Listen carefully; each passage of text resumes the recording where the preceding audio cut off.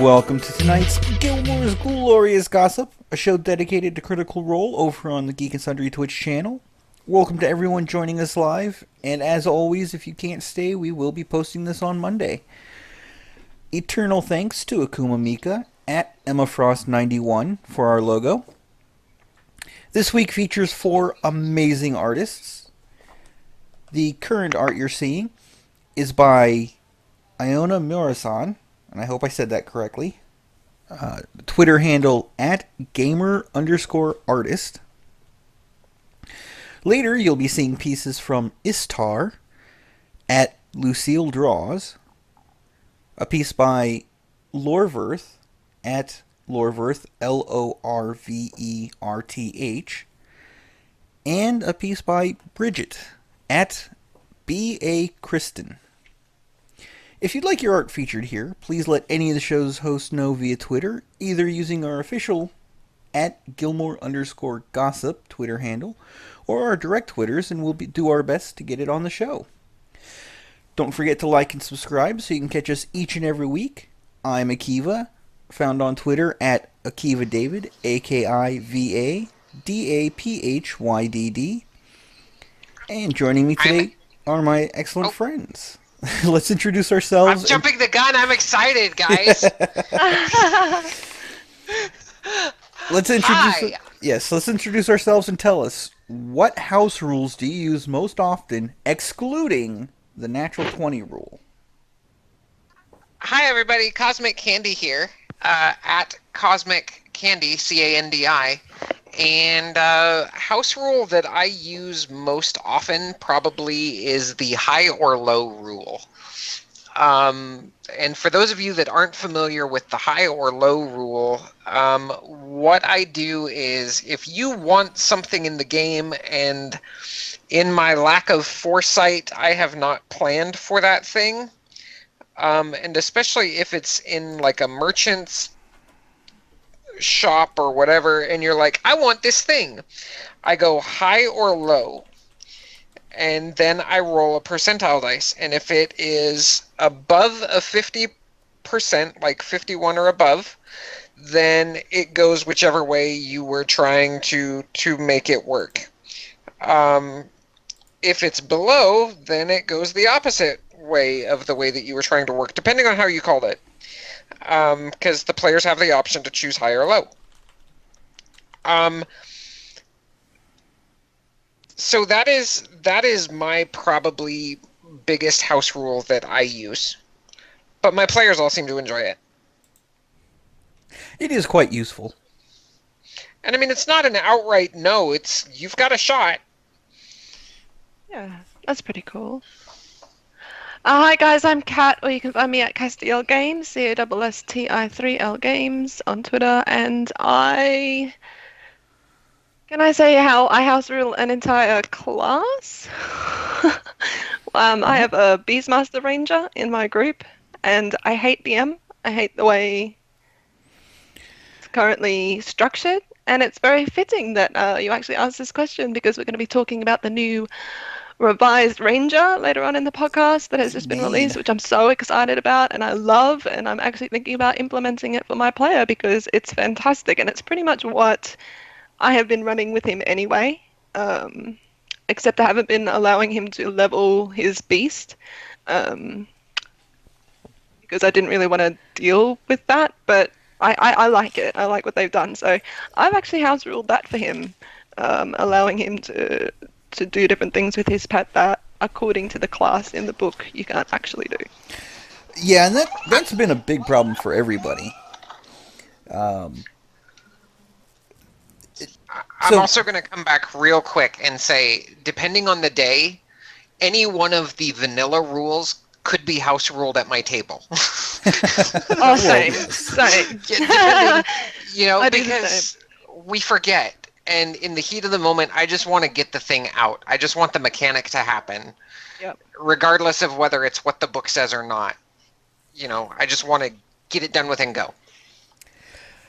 Yeah, and with it being our world, it kind of makes sense that a lot of what's in the book is going to get pushed to the side when we want things to be cool, or we want things to be more difficult, or something along those lines. Right. So, for me, I heavily house rule the effects of alcohol, simply because it's something that most players overlook. So I throw them a curveball. They go into a tavern, they order an ale, and I make them roll, despite the fact that their characters grew up drinking ale. I make them roll the Constitution checks, and when they fail, they start getting progressively more drunk and that sort of thing. And usually, And does that lead to penalties on their checks, or how exactly do you handle that? it can, depending on how much they drink, or if they, because the first like 2 or 3 checks, it's just progressively more buzzed. But if they, are telling me that they're, spacing out their drinks, then of course it just continues the buzz, or they're not drinking fast enough to keep the buzz, that sort of thing. They sober up, as it were. But if they just continue pounding them back, they're going to find that their charisma score is temporarily hampered, or even going so far as to blacking out, and I get to tell them what happened last night. There's also I'm going to throw this out there. There's also carousing tables in the DMG Akiva that can yes. help with what happened last night. Oh, yes. Those are a little tamer than the ones I use. It's your game. That's fair. I am the Green Dragon, after all. Indeed. That's fan service. That's fan service. Oh, that's awesome. Oh. Okay, so moving into our pre-show announcements. Several of the several of the cast from Critical Role will be appearing on Game the Game next week. So if you have some free time and you are not watching Desert Winds, maybe tune into Game to Game to catch them.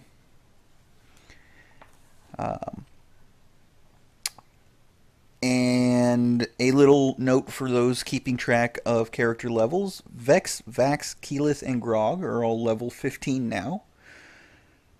Percy and Scanlan, I believe, are still level 14. And who knows what level Pike is at this point.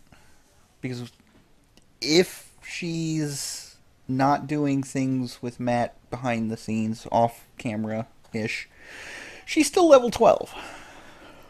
Huh. That's a good point. I'm sure he would allow her to level passively in the background, but yes, I'm sure whatever experience she's obtaining is not nearly as much as the current group, so she is going to fall behind. Be interesting to see how that affects sessions going forward. And the story. Because if the group is looking, they're all level 15s and Pike is still level 12, she's not going to be able to hang with those monsters. Oh, Adam says she's level 13? Okay. So, 12, 13. 12, 13. Either way, she's lagging behind. In that ballpoint. Yeah, and they're going to have to block for her so that she can get her share of the experience. The nice thing about that is that she'll be faster to level since she is a lower level and they're going up against harder stuff, but it's still going to be tough for her when those things can one-shot her potentially. Oh, yeah. So as Kat was saying during the introductions, Wizard has addressed the issues that so many people have been having with the Ranger class in a new Unearthed Arcana. And that link is in the description below if you want to go ahead and take a look directly at the Unearthed Arcana. And we'll be discussing that in the DM's Corner. There was a picture that was referenced in episode 67, the episode we're talking about, that was tweeted out.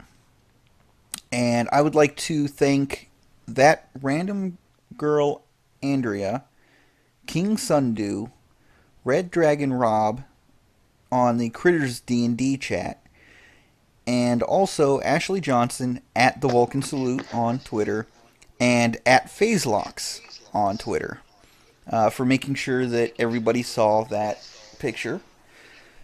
They found it with a quickness. Oh, yeah. If you want to see the picture now, it is listed in the description below, or the link to the tweet. However, we will be showing it here when we get to the relevant section of the game. And last but not least, Screen Rant did an interview with Ashley Johnson. Excuse me, I'm trying to hold back a sneeze. Bless you. Oh, thank you. So Screen Rant interviewed Ashley Johnson, and it was particularly on the topic of D&D's popularity, but specifically about how Critical Role is sort of leading that charge. So it's a nice little interview. It's a little short, but a good read. I suggest you go read it. That will bring us to the comments from last Gilmore's Glorious Gossip. And this one is coming from Mila Minoki. Mila says, Percy is a lord, or at least the son of a lord, which I think is just below a king, so he's high up there. Now, I've done a lot of research. I used to be a member of the SCA, Society for Creative Anachronism. And for those who are unfamiliar with that, it is a medieval combat reenactment type of group. Not reenactment, because we do not reenact yeah. famous battles. It is a recreation. That's the word I was looking for. Thank you. You are living within medieval times in present day. Yes. So I had a large library of references to go through. So I'm not going to list out all of the references I went through to get all of this information. But if you're using only the title Lord, that's technically the lowest rank of the nobility. But it's also used as an informal greeting for titled nobles. The hierarchy for nobility that I put together from this library, it starts with the emperor or empress. An empire is usually broken down into kingdoms, which I was not aware of before I started doing this particular research. I thought a kingdom and an empire were technically the same thing, and they're not. So you've got the emperor, empress, then king or queen, and then you have the Grand Duke or Grand Duchess. In a lot of kingdoms, that's used for non-blood heirs to the throne and advisors. But there are situations where, in order to be the heir, you have to be named the Grand Duke or Grand Duchess. Below that is the Archduke and Archduchess. And that's typically the advisors.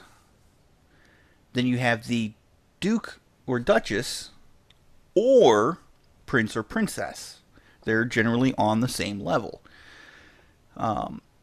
The Duke and Duchess are in charge of a duchy, whereas the Prince and Princess are usually in charge of a principality.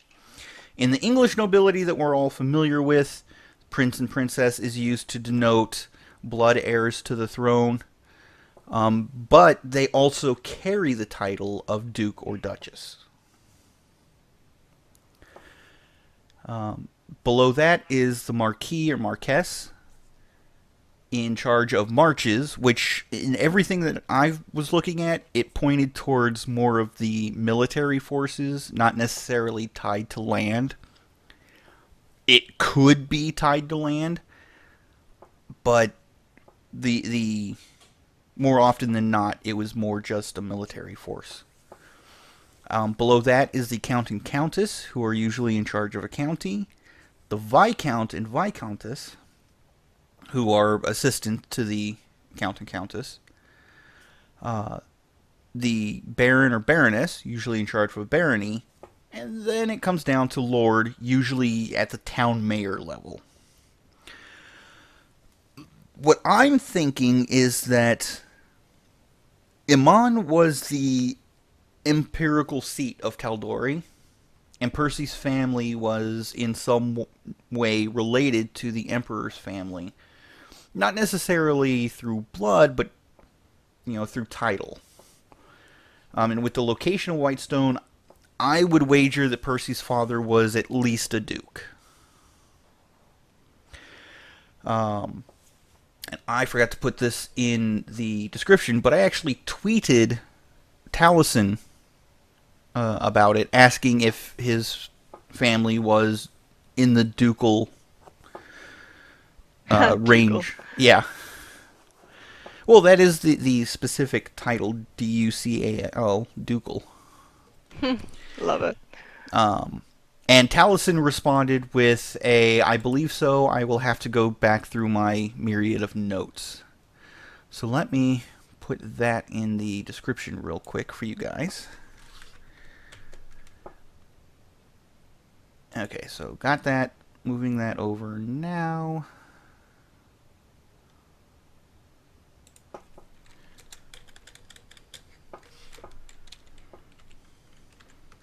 There we go.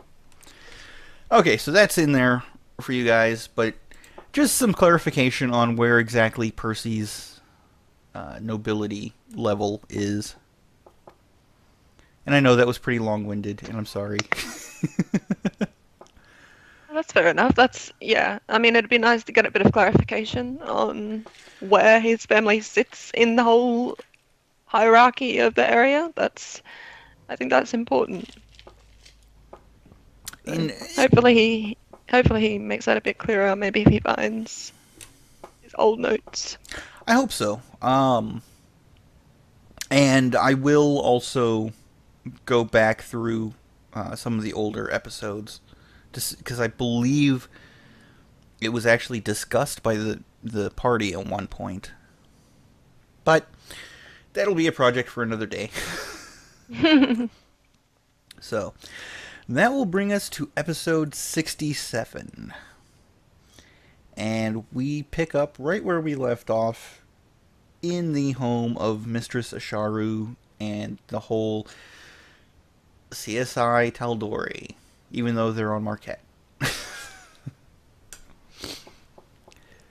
The first thing that happens, Keyleth inspects Percy's gun for gems, tracking devices, or spells as to how Ripley might have known about all of this. Yeah, Kiki was on point this episode. She was on point with so many things.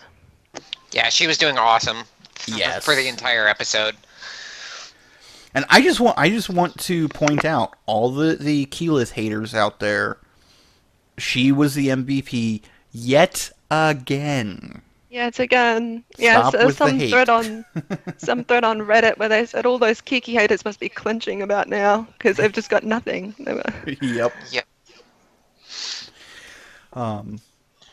But she finds in the little signature under on the bottom of the pistol grip, there's a nice little magical ward. And Percy is rather pissed off that he missed it.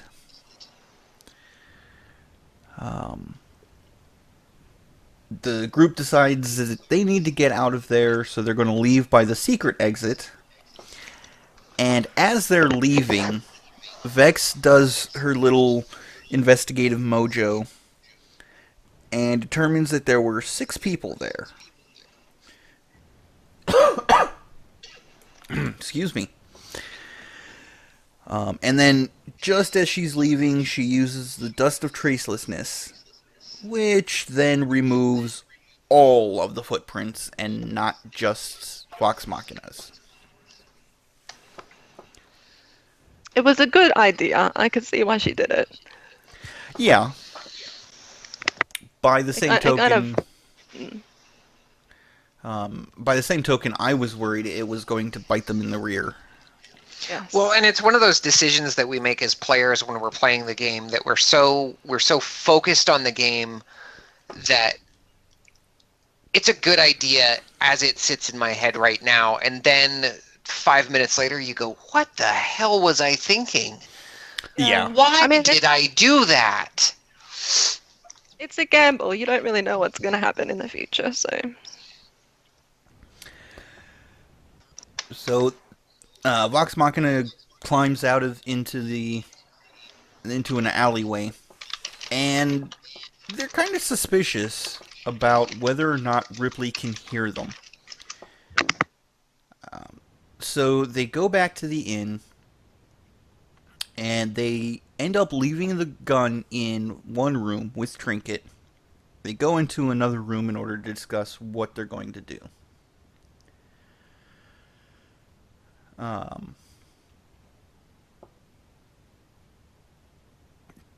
The group decides that they want to inform Treve of what conspired with his employee. And they also want to do some scrying on Ripley in order to find out where she is, what she's up to, and if they can catch her. At first, Keyless is like, well, I would have to study and sleep and prepare it in the morning. And then the party reminds her about the scrying orb, the scrying eye, as it's called.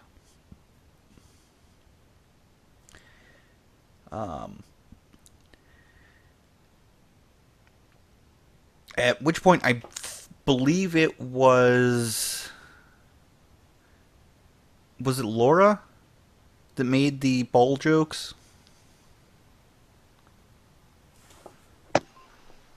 I think so.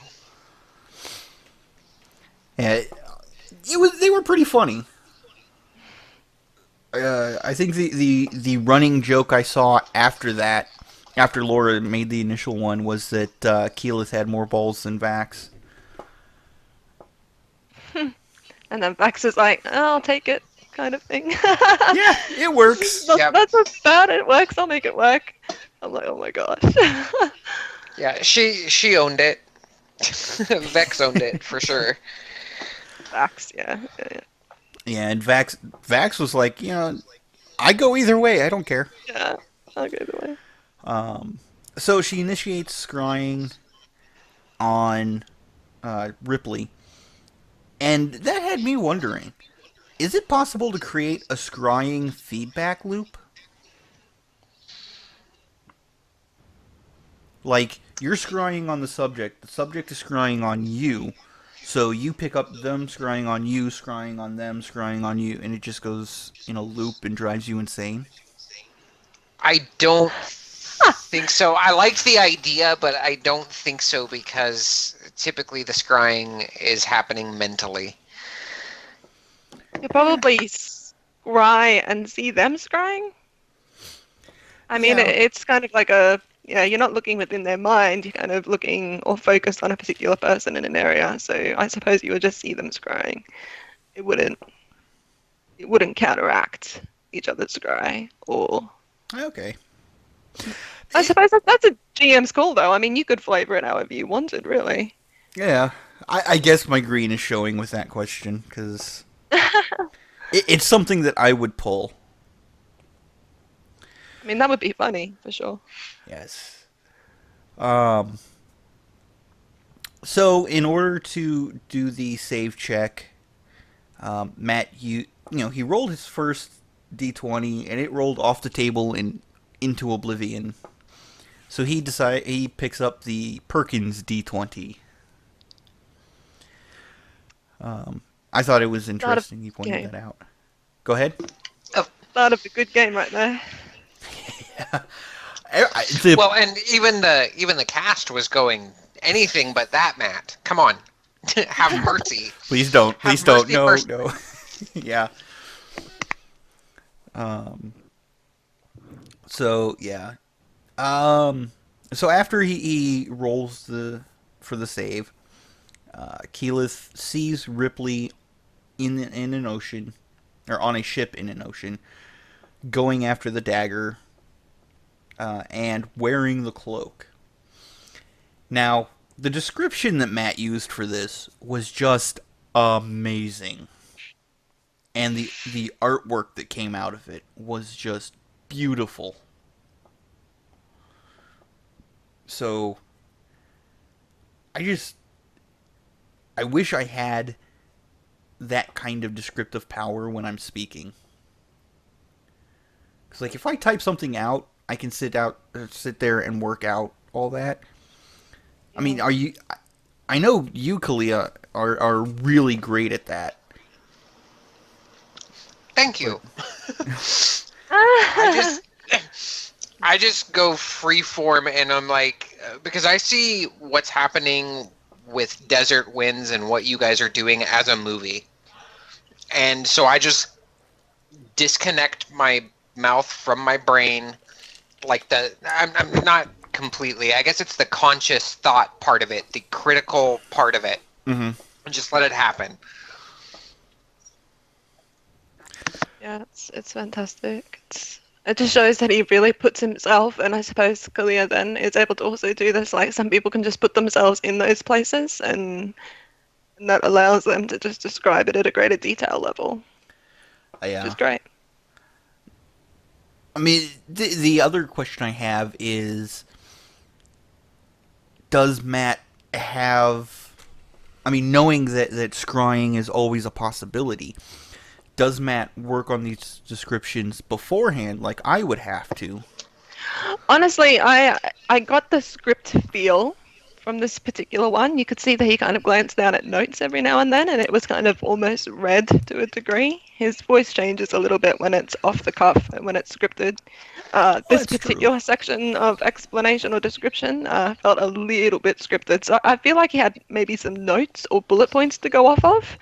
Um, most DMs do. Yeah. Right. Right. And especially, I mean, he knew that this was coming up the week before, after the way that the episode ended last week. He knew that this was going to be coming up, that they were going to try and probably figure out where the hell Ripley was at. So he had the better part of a week to sit down and figure this out.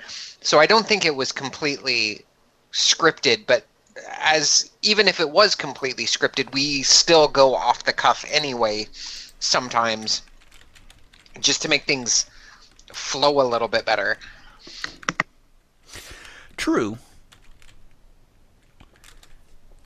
I don't know. I mean, all I know is either way, it was beautiful. So, Yeah. as they are discussing where she's going and how they're going to get there, Keyleth asks about the Water Ashari and if they might know where the island is. And Scanlan ends up rolling a history check and realizes, oh, wait, it's that island. So he knows the glass island as Glint Shore. There's not a lot of information about it, just something horrible happened there. And essentially turned the island to glass. What trees were there are now completely petrified. And the rocks and sand are all, glass now. So, Yep. kind of makes you wonder. Yeah, there was some discussion as to what could possibly cause that, and there was a few ideas thrown out around the group that it could have been like a spell gone wrong or something like that, and Matt brought up, that it would have to be quite large of a spell. I definitely am more prone to the theory that it was a god level encounter for that kind of a reaction to occur on such a broad scale, which is very interesting to me. I'd love to know what actually caused it to happen, but we I, may I never know. I love little details like that Matt has Yes. included because it shows a history to the world beyond the party. Right. And, I'm sitting here thinking meteor struck it, but then there would have been a crater and stuff. And it's just maybe the meteor struck somewhere else and then the intense heat and everything else washing over that turned it to glass. We Or don't know. or maybe the island is a meteor piece. Dun dun dun. Just a thought. This is why you're a green dragon. Yes. So before they leave the room and all that, the party spills some possible theories on what Ripley is doing. Why is she going after these vestiges? And it comes out that Percy is truly afraid of her. Like, the Briarwoods, yeah, he feared them, but he was more pissed off at them than anything else. But Ripley scares him. Which, just some great character work by Taliesin there. But some of the theories that came up were ones that the critter community has been sort of throwing out there. Is Ripley possibly joining the dragons? Is she simply out to oppose Percy? Right. Kegan28, going back to the island for just a moment. Kegan28 says in the chat, I doubt it was anything natural, otherwise nature would have reestablished a presence on the island. Not necessarily. Considering it's an island out in the middle of the ocean, if all life on the island had been destroyed, all of the moss, all of the fungus, all of the plants, all of it had been destroyed, it would be quite difficult for that to get reestablished. Well, and even so, like, I'm thinking about real life example that we have, Mount St. Helens, 1983 eruption. I was there like 10 years after Mount St. Helens erupted, and it was still black and barren and charred, and that landscape was not recovering quickly, if at all. In 2003, it was just then starting to get small grasses and moss. So In contradiction, though, this effect of glass on the island, whatever caused it, could have happened hundreds and hundreds of years ago. It could have happened centuries ago. We're not too sure how long ago it happened. Was it actually confirmed that there was nothing natural or living? It was all petrified? we haven't actually been on the island per se. Haven't actually been into it yet, so we're Yeah. not 100% sure if there's nothing remaining that's alive. Pasta and Beer said that he just watched an episode that said that Thordak leaves black glass in his wake, which is interesting. I guess that makes a little bit of sense in relation to him being fire, and when you burn glass, burn sand, sorry, it turns to like a glass type form. Yeah. I don't think that anything, especially back in that time when Thordak was thrown into the ocean, he was only a younger Drake and he wasn't as powerful. I don't think he would have had the power to do what Matt is describing. And Well, and Matt said as much. yeah, Matt said that for a dragon, it would be a patch, not the entirety of the island. So, Gods, Yeah. man. Totally gods. very, very possibly. But going back to the Ripley series, one thought that I had, and could Ripley be trying to buy her life from Vox Machina? Because she knows Vox Machina is out to kill her at this point. It's an interesting idea. And she made it sound like at the end of the Briarwoods arc that she just wanted to be left alone. And Percy, whether foolishly or not, gave that to her. So, I mean, I put a point in the wrap-up section as well. Just some discussion on Reddit in relation to Ripley's motivations, and someone actually brought up the opinion or possibility that Ripley is actually an anti-hero. Excuse me, sorry. So Ripley maybe is collecting the vestiges to assist in a way, in her own slightly devious way. backwards way. Yeah. So Noctis Mori, your souls is forfeit on Reddit said, I would honestly love this to be a thing for Ripley to turn around and be actively trying to fight the dragons, showing up VM's arrogance. I can speak English. Draconic is Arrogance. perfect tonight. That they're the only ones worthy of wielding these weapons. When, as Percy said, he's just as bad as her, if not worse, because he has justifications for his actions.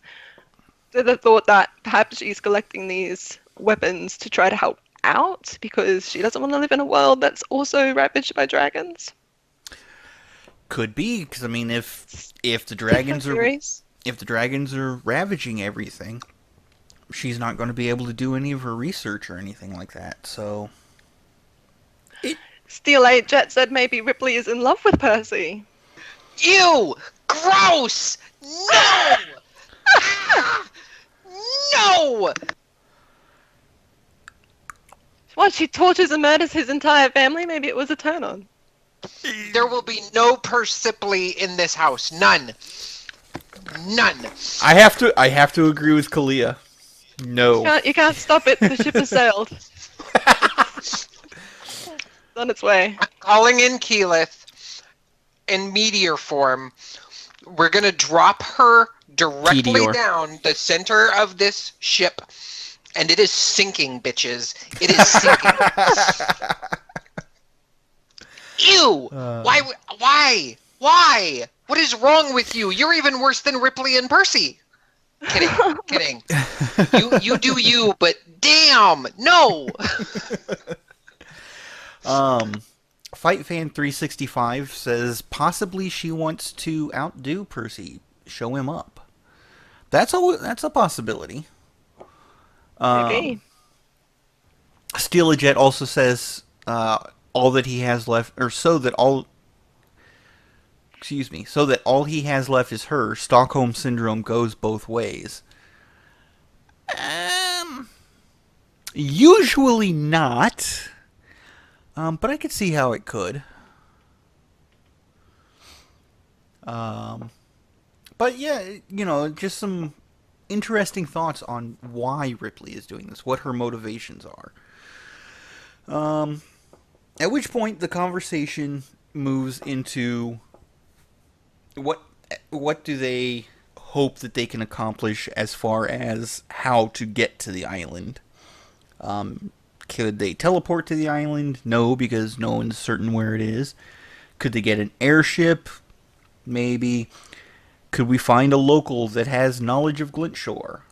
Not likely, depending on how... considering how it was described and everything was... how Glintshore was avoided by the vast majority of sailors and such. So at that point, the party decides to go downstairs and talk with Treve. Oh, I got nervous at this point. Well, the party knew that this wasn't going to go well. Oh, yeah. But they did it anyway, as they said, in the interests of full disclosure and transparency. Yep. They said we very easily could have run, but we wanted to be honest and, disclose this to you. Yes. So they tell him of the murder, and the 5 other people in the tavern that Matt had described as just locals that were either there for a late lunch or, just hanging out because they had nowhere else to be, all stand up, and they're, where they had appeared to be slightly drunk, they're now stone sober.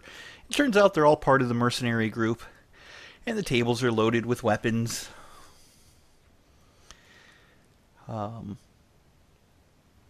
After Vox Machina conveys the story and plants the initial, hey, it wasn't us, Treve sends the messenger out to check the story. And while the messenger's out looking at all that, Percy lays out the plan that he has to hunt down Ripley and destroy her. And in the discussion, it turns out that Ripley, using her disguise, was there and actually stayed in the same 3 rooms as Vox Machina, which made Vox Machina very squeamish. Yes. Oh no. Oh, what's happening? I read the chat. Tentacles? I should not. All I read was Nope. tentacles. We don't need to go any further than that. We will leave. I have seen too much hentai. We are leaving that off on the side. This is where Kalia is the horrible troll now. Oh no. Okay. Yeah, it's kind of like last night at dinner I found out that someone had actually died in my lounge room in the house that I've bought. Uh-oh. That kind of grossed out, I believe, Wait is probably how they feel. Yeah, probably. when you discover that something happened in the place that you're staying in that you've been sleeping in. Right. It would have made them nervous, for sure. Didn't they disclose that when the house was sold to you? No, they did not. We Because found out from a neighbor. in the U.S., it's required by law that if somebody is murdered in a house, for the entirety of unless they tear down the building and rebuild it, they must disclose that there was a murder in that location. Oh, well, he wasn't murdered. He just passed away. So that's well, that's different. Okay. the difference. Yeah, that is different. Yeah. Yeah, so I definitely understood that, like, shiver that they probably all felt when they found out that this horrible woman Yeah. been staying in their rooms all along. I'm just ignoring the chat. Fight Fan 360. Says, what are you guys doing? Like the worst ships? Yes, they are. They're doing the You guys worst. are gross. And Fight Alright. Fan 365 there is calling me a chicken. No, Fight Fan. I just want to make sure that I don't get this video completely destroyed by YouTube so that I can continue doing Gilmore's Glorious Gossip. And guys, for those of you that don't know, Fight Fan 365 is actually one of my players for my Wednesday night game. So that's Lissa. Say hi to Lissa, everybody. Hi, Lisa! Hi, Lisa. She's awesome. She's playing. We just started Storm King's Thunder on Wednesday. Oh, fantastic. And she's playing a gnome with a name that is like 16 syllables long. She had it all written out, and he goes by Z, and it was awesome. She was so committed to her character. It was great. Anyway. Is she playing the gnome version of Inigo Montoya? Well, it's a gnomish barbarian, but he was super intense. Well, the reason I ask is because although in Princess Bride he went by Inigo Montoya, he said, "Hello, my name is Inigo Montoya." At one point in the book, his full name is revealed, and it's something like 16 names long. It's something like that. I'm sure Lissa could probably type it out for y'all if you're interested. I don't want to volunteer you, Lissa, but if you feel up to it, you may do so or not. Yeah, I don't care. If you don't want to, that's fine. Personal information is personal information. Just keep it to yourself if that's what you wish. So, the messenger that went to check the body comes back, confirms that yeah, it's been about a week. Treve decides to make a deal, and he deals with Scanlan. And Matt has Sam roll a persuasion to see if it will be a good deal or not. And the persuasion roll comes out as a 29. Of course, it's a Scanlan. As a DM, seeing these monster rolls just makes me go, oh dear God, what would I do? Yeah, there's nowhere to go from here. Yeah. There's no ceiling room here. So, but the deal with Scanlan is that when Vox Machina kills Ripley, they will bring Treve Ripley's good hand.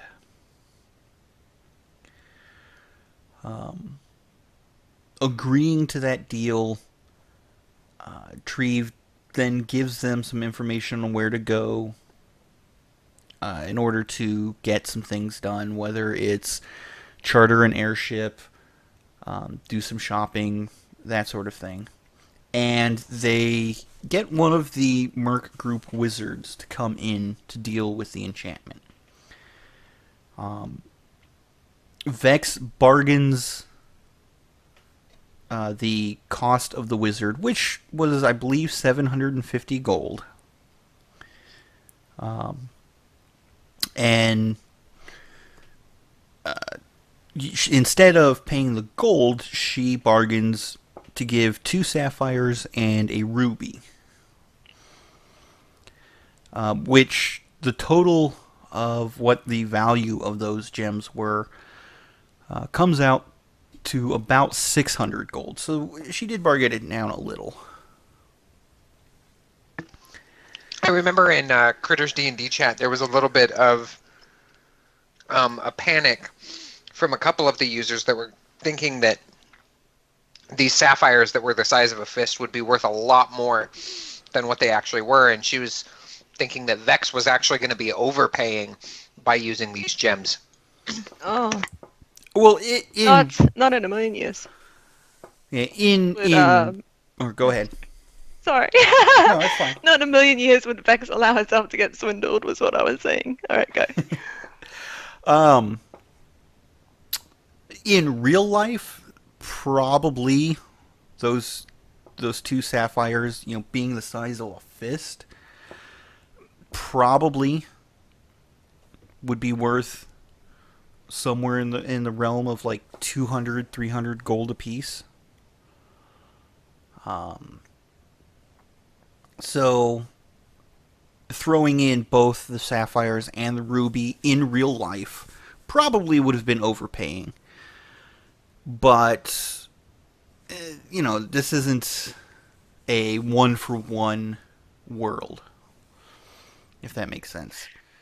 Matt, Can I just point out? Yeah. Go ahead. Yeah.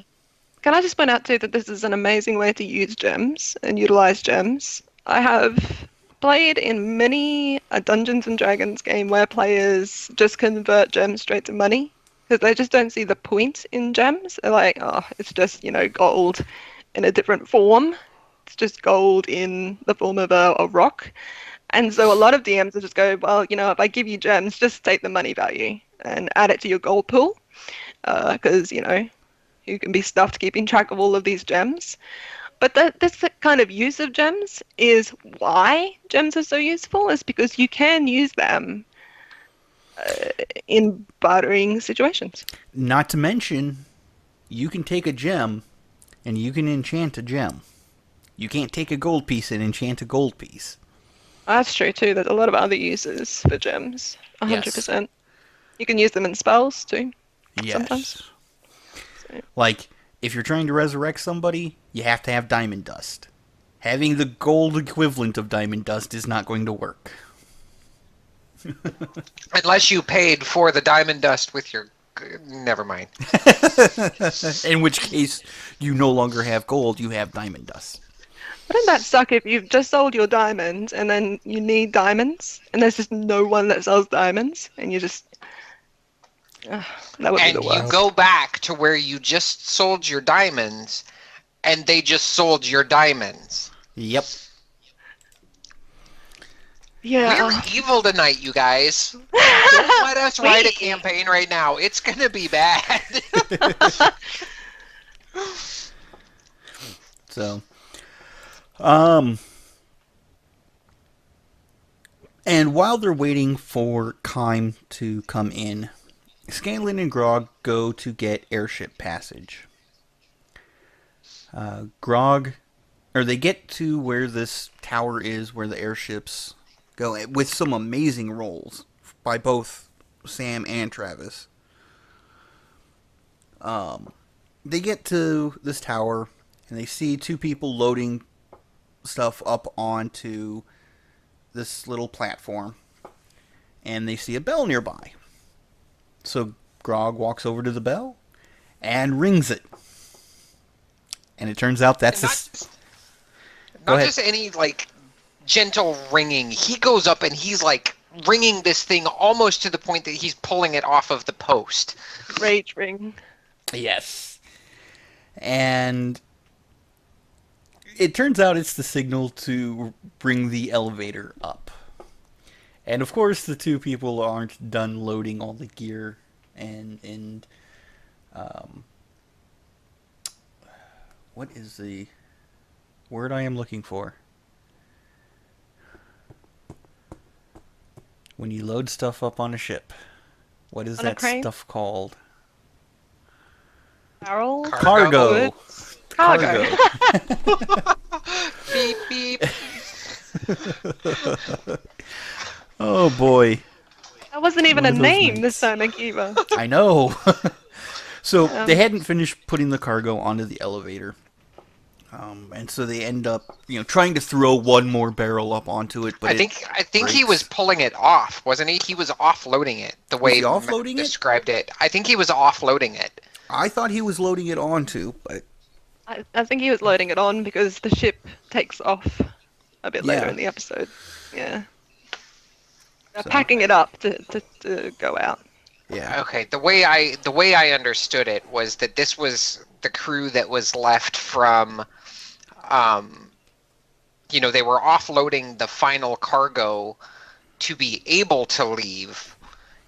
The ship had come back in, they were pulling that cargo off, and then they were onloading new cargo to be I ready see. to depart. So I'm pretty sure that he was trying to offload that cargo. Yeah, and Jessica is confirming that, yes, he was unloading at that point. Thanks, Jessica. Thank you. So, okay. But yeah, he rings the bell, the elevator starts to rise, and they get up to the top and they're looking around, and Matt reveals that it was Ahn'Korel that invented the airship.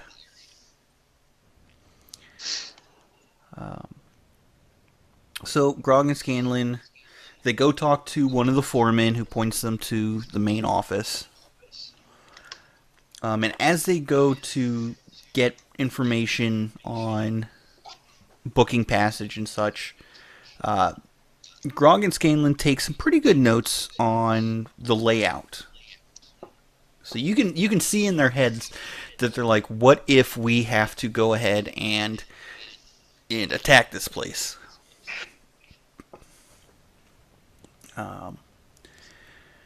And of course, as Matt's looking through his notes to make sure he's giving them the correct information, Travis makes a green dragon joke. And I couldn't help but take him seriously.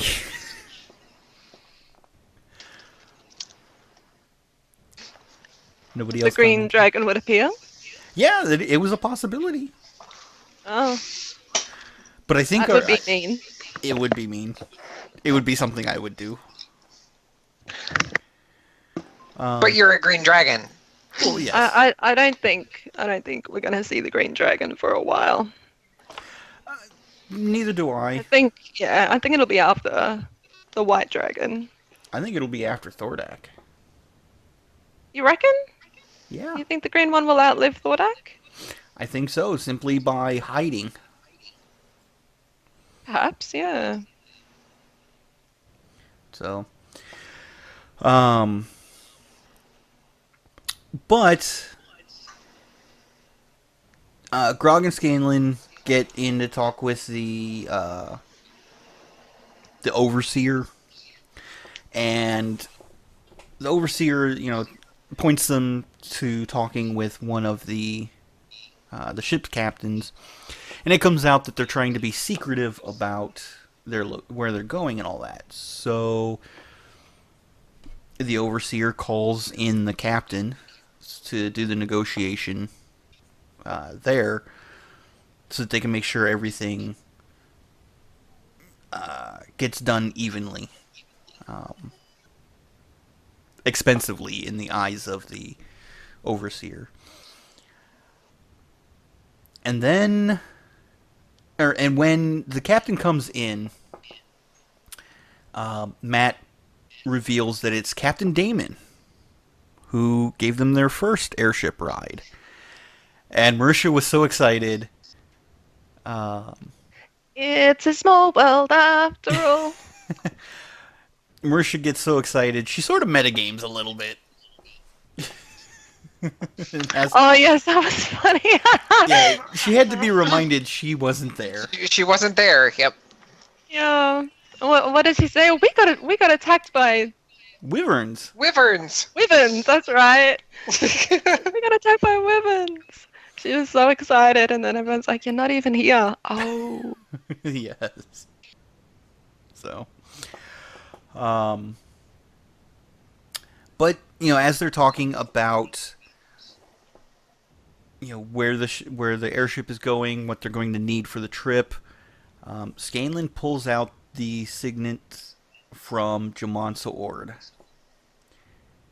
and the clerk, as Winter MC pointed out in the chat, Matt announced on his Twitter that the clerk's name was Giselle. As Giselle, first chuckles, saying, "Yeah, right. You guys know the Emperor, whatever. Let me see this little signet. Oh, it's real." And then his eyes almost pop out of his skull. Yes. Yeah, he really roleplayed or acted that part out so well. Yes. And Giselle says it looks like the palace is going to pay for all of this. At which point Travis and Sam both go, "Yes!" And you see Liam. If you guys haven't seen the episode yet, watch Liam during this part, because he mimics Babe Ruth knocking a home run out of the park. Yes. Nice. It was awesome. I loved watching that part. Now, because of the way it was presented, I can see how this happened. But Jamonsa Ord is not going to be happy. No. Well, maybe. Maybe not. I mean, I'm sure he or she would have known. They is appropriate. Sorry, they. I'm sure they would have known what he was handing. Oh, see, I'm so bad at that. They were handing over. So my headphone is going flat, so I'm trying to find my cord. So I'm sure they would have known what they were handing over and what it could possibly mean. I also think that they understand the urgency of their current mission and what they're trying to do now. So, if they misuse it, probably. But I think getting a ship shouldn't be too much of an anger issue. I didn't say that Jamon wouldn't understand, simply that they wouldn't be happy. Because Giselle just starts writing down all sorts of expenses. The whole $500 hammer joke that's made about U.S. government spending habits. Oh, okay. Yeah. I see. Yeah. But Captain Damon does reveal that the ship has upgraded its armaments, so it is now better equipped to deal with dragons and wyverns and such. So with the deal made, they can leave as early as in an hour or as late as tomorrow morning. Oh, excuse me. But they just make sure that Captain Damon is ready to go quickly.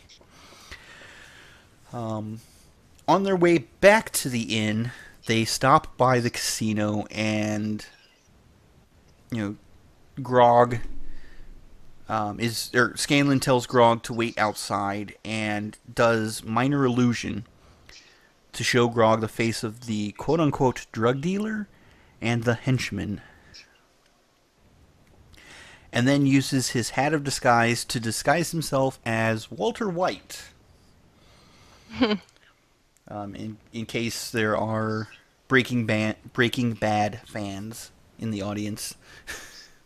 And then goes in to see if he can find the people who ripped him off. And of course, he can't find them. He goes into the office, checks the desk, and he finds a couple of daggers, like 4 copper pieces, but otherwise, it's an empty room. So Scanlan decides, you know what, I'm going to leave my mark, and he takes a number 2 on the desk and uses one of the daggers to write, using the poo, "The meat man cometh."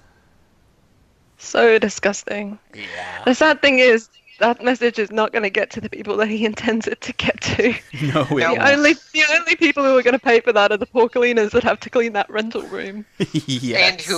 And whoever's room, that actually was. I guess if Matt, it was a rented room, then. Yeah, Matt said that it was like a business office, or not business office, but a rental business office that casinos sometimes provide. For like if there's a business deal that needs to be made and you're trying to schmooze the customer, you take them to a casino. Gotcha. Right. And they often have business rooms so that the pleasure can be taken care of, business can be taken care of, and then their rooms are in the floors above. Seeing to their every need, as it were.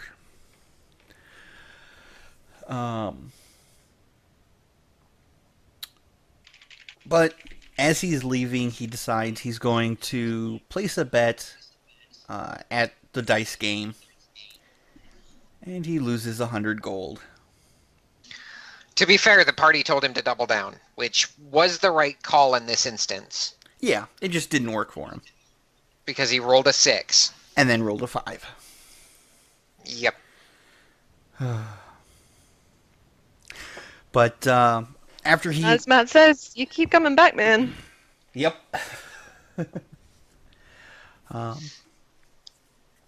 So Scanlan goes outside and requests that Grog slaps him.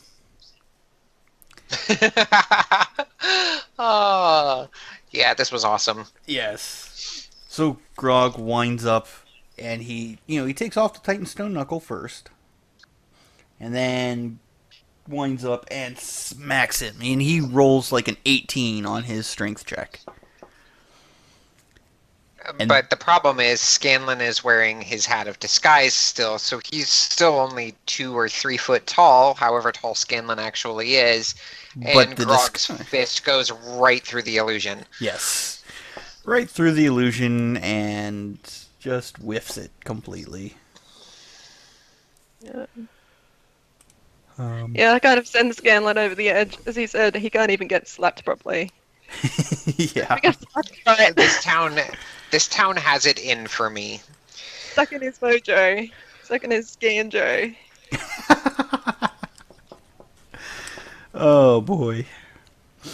Um, Matt at one point also said, he sees, uh, after all the adventures over, Scanlan going back to Ahn'Korel and just wiping out the casino, just taking it for all it's worth. You know what? He has motive, and he would have opportunity, Yeah. and Yes. all of the things that police look for in a crime, Scanlan has them, so he will do them.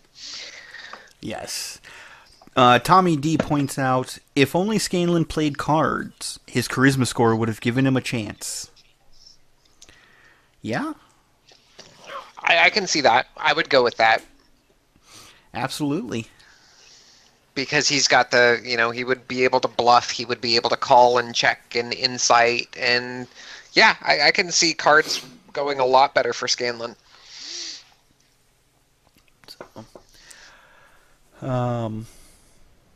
So from there, the scene shifts back to the tavern, and Percy is having his time for his meltdown. And it was very cool seeing Vex, Vax, and Keyleth, coming together to cheer him up.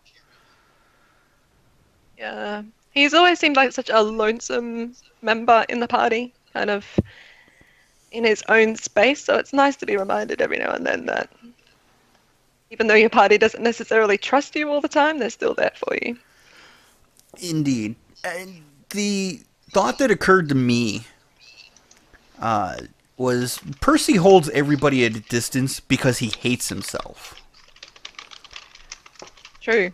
Good point. And then I realized Vex holds everybody at a distance, but I don't know why. I think Vex is holding everybody at a distance because she doesn't want to be judged. Could be. I mean, that kind of comes off a bit of self-loathing as well, I think. Yeah. Yeah, but not in the same way I mean. Well, and the other thing, too, is that Vex spent a large portion of time, we don't know exactly how long, but she spent a large portion of her time alone in the forest with Trinket. True. With the occasional, and by occasional I mean like maybe weekly, check-in by Vex, or Vax rather. Mm-hmm. So, who knows? Maybe she realized she prefers that life. Perhaps. So, so after We have an airship. Yep. say again. They have the airship. Yes. After the Percy meltdown, Grog and Scanlan finally return, and Scanlan gives the praise to Grog for getting the airship for free. And of course, he tells the party that he broke even after betting at the casino, and Vex sees right through him.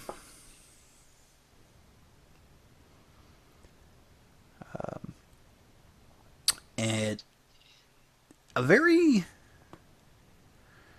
for Scanlan, a very poignant scene. Where I thought it was a poignant scene for both of them. Yes, but for what I mean is for Scanlan, this is the first time that it actually felt personal. Like, even when he was discovering Kaylee, it was, oh, okay, so this is happening to me now. Whereas this is, oh, I did this. I have failed. You can start to see the cracks in his usually very charismatically strong armor. Mask that he wears. Or I don't even know if it's a mask. Well, it kind of feels like it sometimes. what he puts forward as this very happy, confident person. And we kind of see that cracking a little bit in this town, which was a great thing to see. So, to show my age, Scanlan very much is Face from A-Team. Like, very much Face from Yeah. A-Team. He is Face from the A-Team. So, Yeah, as Jessica says, I liked that what Vex did here. She didn't blame him. She didn't admonish him. She gave him back gold and said not to worry about it. She forgave him right away and didn't give him any flack. I totally agree with that, Jessica. I love the way that Vex responded. For her being the money miser of the party, you know, for all of her avarice, she did something. I'm not going to say it's out of character for her, because it's totally not. But she stepped into a leadership role at that point where she said, "We all have off days, dear. Don't worry about it. Mum's the word. Your secret's safe with me." And she kind of patted him on the head or whatever and sent him along his way. She stepped into a leadership role at that moment, and I think it was a really good bit of character development for Vex. yes. And very, I feel, reflective of the growth she's been doing since she died. It felt absolutely natural for her to react that way. And especially with what Sondor said to her, no one will accept you if they knew the truth. And here she's finding a horrible truth, quote unquote horrible truth, about Scanlan and accepting him. Right. So maybe it's one of those things where I'm not as bad as I think I am. Maybe they will accept me. If I accept them, so on and so forth. Okay, guys, being that I am the keeper of the bad pun, there is one that just happened in chat. They were talking about the Persipoli ship. Ew, still shuddering at that. Tommy said it was a really broken ship, and then Steal a Jet said it's a listing ship. Multi-leveled pun. You win 5 internets tonight, Steal a Jet. And Don't everybody spend them else, all in one place. everybody else, take 10d10 points of psychic damage. I feel it. I feel it. It's painful. Oh. So, the wizard finally gets there, and the players say that the wizard reminds them of this picture of Matthew Mercer. Oh, we actually get to see it? Yes. It is him with a Snidely Whiplash-like mustache on this carousel. Yeah. Oh. I looked it up when they found it on Twitter, but I still want to see it again because this picture is amazing. Yes. Regardless, it's... oh boy. It's just one of those...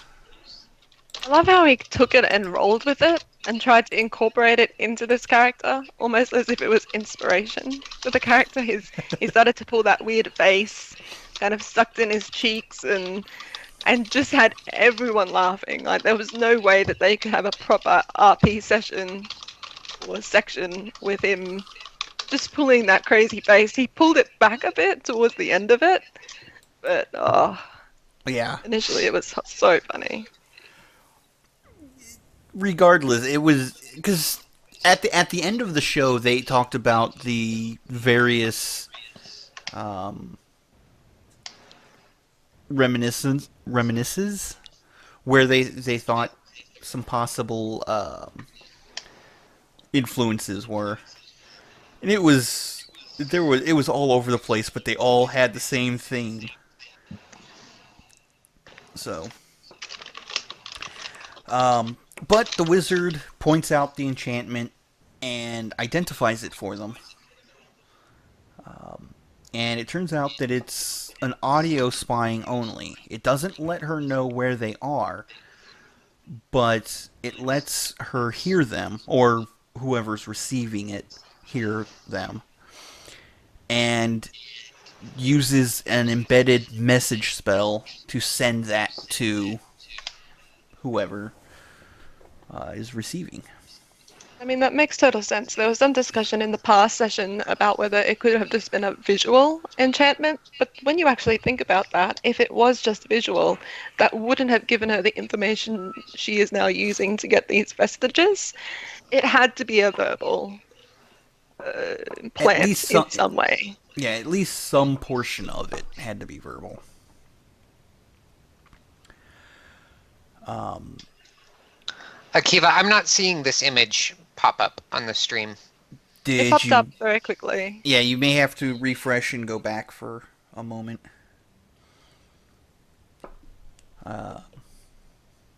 Because, like, I had to refresh it on my thing as well. We've now got Keyleth in the water. Yes, and the great thing about YouTube streaming, on the timeline you can drag the thing back and you can actually rewind. Oh, fantastic! Without having to go live. Into the there log. We go. Yeah, I had lost synchronization, so I was no longer showing live. I was way behind, apparently. Yeah. It happens sometimes, unfortunately. Jessica took 57 psychic damage? Was that what that was? 10d10. Oh my god, Akiva. What have you done? Jessica, I hope you have enough hit points. I told them in chat about my bullet pun that we really dodged a bullet. Yeah, she really dodged a bullet there. Striker, the party rogue for Desert Winds, almost took 76 damage, which would have outright killed her, but she's like, uncanny dodge. And that halved the damage down to 36, which put her at like 3 hit points left. And so I was like, well, Striker, you really dodged a bullet there. Ow! Yeah, moment of silence for that pun, please.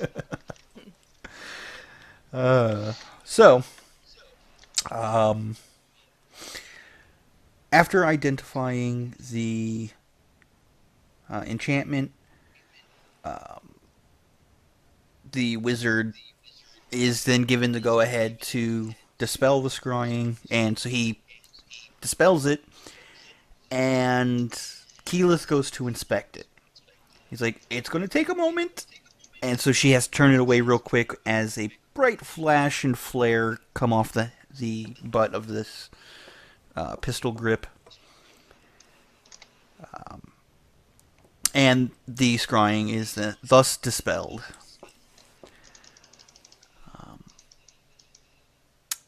At that point, Vex has the wizard identify the teapot.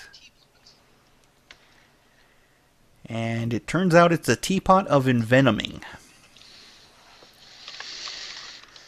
Now, if I'm not mistaken, this was the same teapot that they had offered tea to the fairies with, correct? Pixies? Yeah. The pixies. Yep.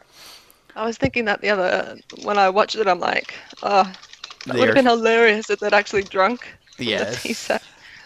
Well, and if we remember right, they got this out of Krieg's house. Yes. When they went in to do the job for Dranzel. Yes. So it's great that they have, after so long, have yet to have drunk from it.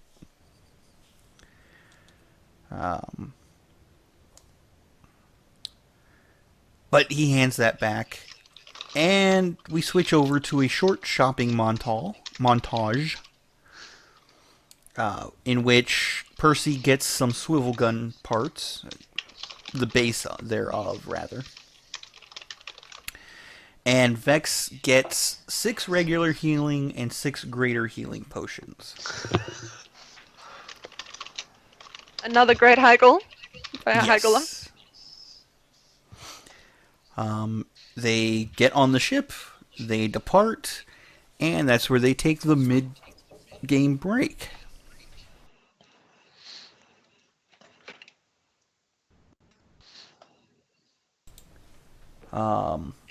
So when they get back, they decide that they are going to meet with the new crew members. And although they recognize the previous crew members, the new crew members are a female elf and a female halfling that they recognize as a wyvern rider by the name of Tira.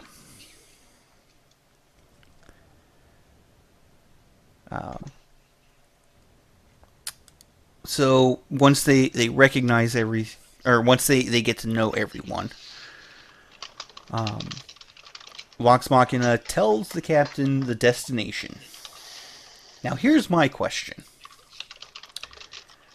The female elf was new, and the halfling they recognized because of the wyvern rider. What's to say that female elf isn't Rashawn? Am I getting paranoid? Yes. She's everywhere. She's everywhere. I have a song for that, and we could change one of the words, and it would be perfect. The song is "Elvis is Everywhere" by Mojo Nixon and Skid Roper. But we could change it to "Raishawn is Everywhere," and it would be great. Yeah. I don't know. I think the fact that Matt felt the need to point out this female elf was kind of odd.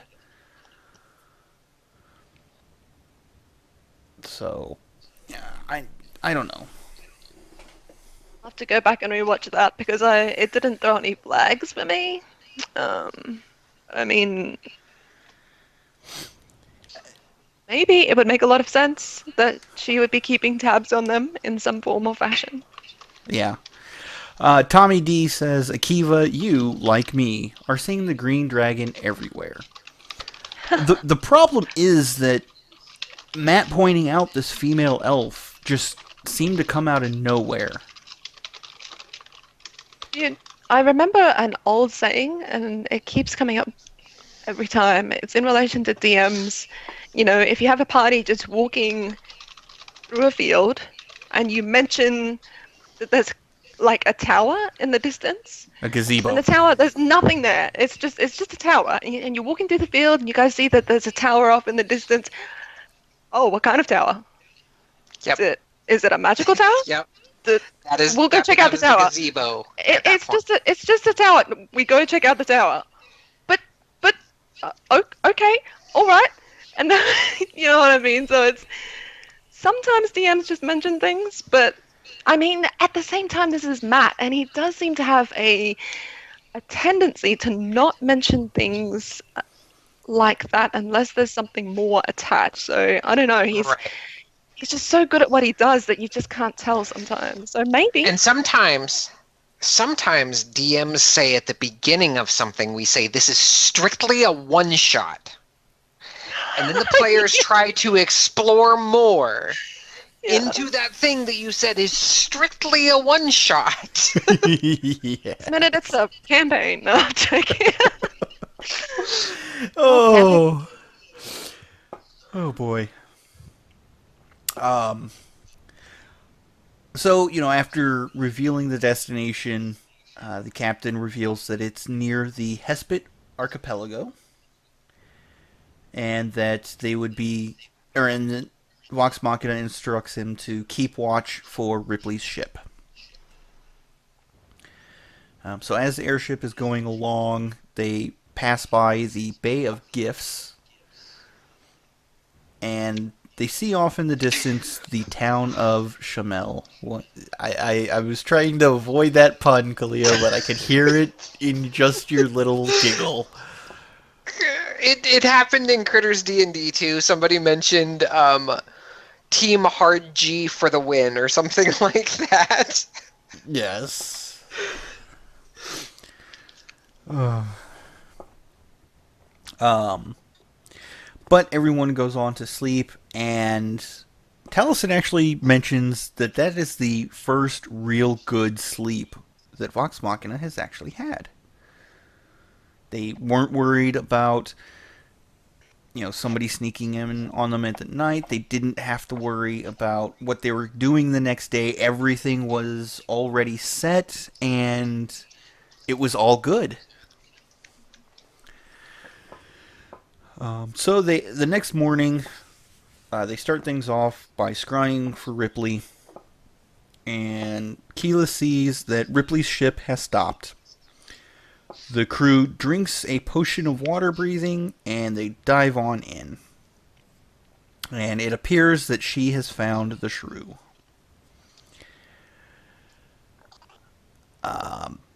She says to the captain, "Hey, we need to hurry." And the captain says, "I think that storm there is going to slow us down." Now, I just caught the name of the ship. The name of the ship was the Shrew.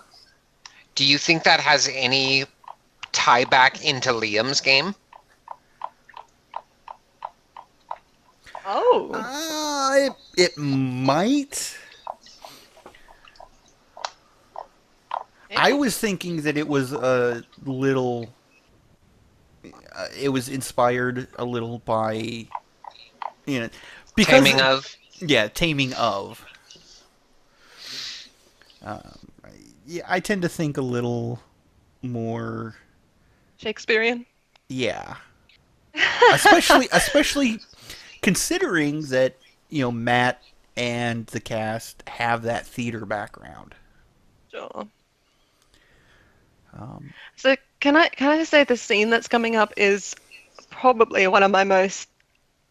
Well, it's not my most favorite. My favorite is still that whole Vex encounter with Sondor, but this was just how Matt rewarded Keela for using this level 8 spell. Oh, she was just amazing. This was friggin' it was awesome. It was beyond words. So, seeing this storm ahead, Keyless says, "No, we're going straight through it. We're not going around it. We're not going to try to go over it, even though you said we couldn't. We're going straight through it. Trust me, I got this." And she casts Control Weather. She throws out a hand, and lightning arcs from the storm into her hand. She throws out her other hand. Another bolt of lightning jumps from the storm into her hand, and she holds them and throws it back at the storm and just splits the storm. Oh, it's so epic! Oh, it's... And if there's no fan art of this, there really needs to be. Please, please, please, please, please. I want to see it animated. Oh, yeah. I want to see her That like would be cool, pulling too. these... Right, just pulling the bolts of lightning out of the clouds and just whoosh. I want to see it because I can see it in my mind and it's so freaking amazing. I just need to see it on the screen. I put on Twitter, I asked, please put some pictures up. Haven't seen any yet, but, it's only been 2 days now. I think these kind of pics are the ones artists stay longer with. Yes. Because they're like, these pics, we're going to really put the effort in. So they'll be coming. Yes. And so... Oh, there is plenty of fan art, Adam says. Of Keela's casting it, not of her in the act of splitting the storm. Oh, okay. I haven't seen her with the lightning streaking from her or anything like that. I have seen her standing on the ship preparing. I have seen a picture of the storm in the background and the ship heading towards it. But I have not seen any with the lightning and that sort of thing.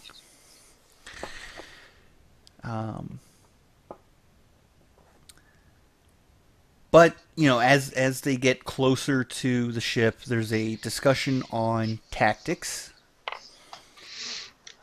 And Keyless is going to do the whole Earth Elemental Meteor, as she called it, into the ship. While Scanlan, Grog, and Vex go ashore. Because as they're coming up on the ship, they see this column of smoke, like from a campfire.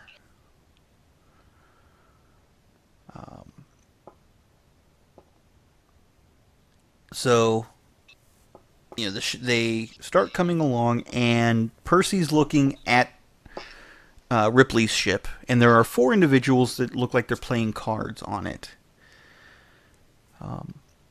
But as they spot the airship, they scatter, go under the deck, or go below decks, rather. Thinking that there's a trap, Percy has the captain veer to the side, and as all of this is going on, we just start launching into a badass ship slaughter scene. Oh yeah, yeah. This entire sequence here for me was awesome. It had me on the edge of my seat. And even though it was minimal planning, everything just went off without a hitch. Vax Let this be a lesson to you, players. It can happen sometimes. But Vax carries Keyleth into the air. Scanlan turns Grog into an eagle and jumps on his back as Vex gets onto her broom, and they start heading towards the beach. Percy's on the ship providing overwatch.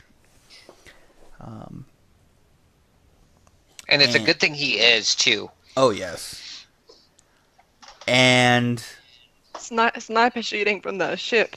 yes, Epic. as Vax and Keyleth get closer to the ship, one of the crewmen that had gone below decks pops back out, throws an arm out, and casts lightning.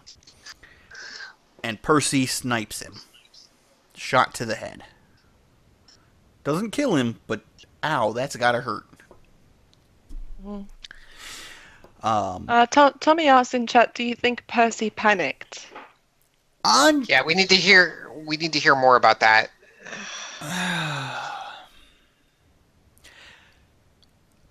It's possible that he did panic, but this is also Ripley that we're talking about. Flares had been sent up.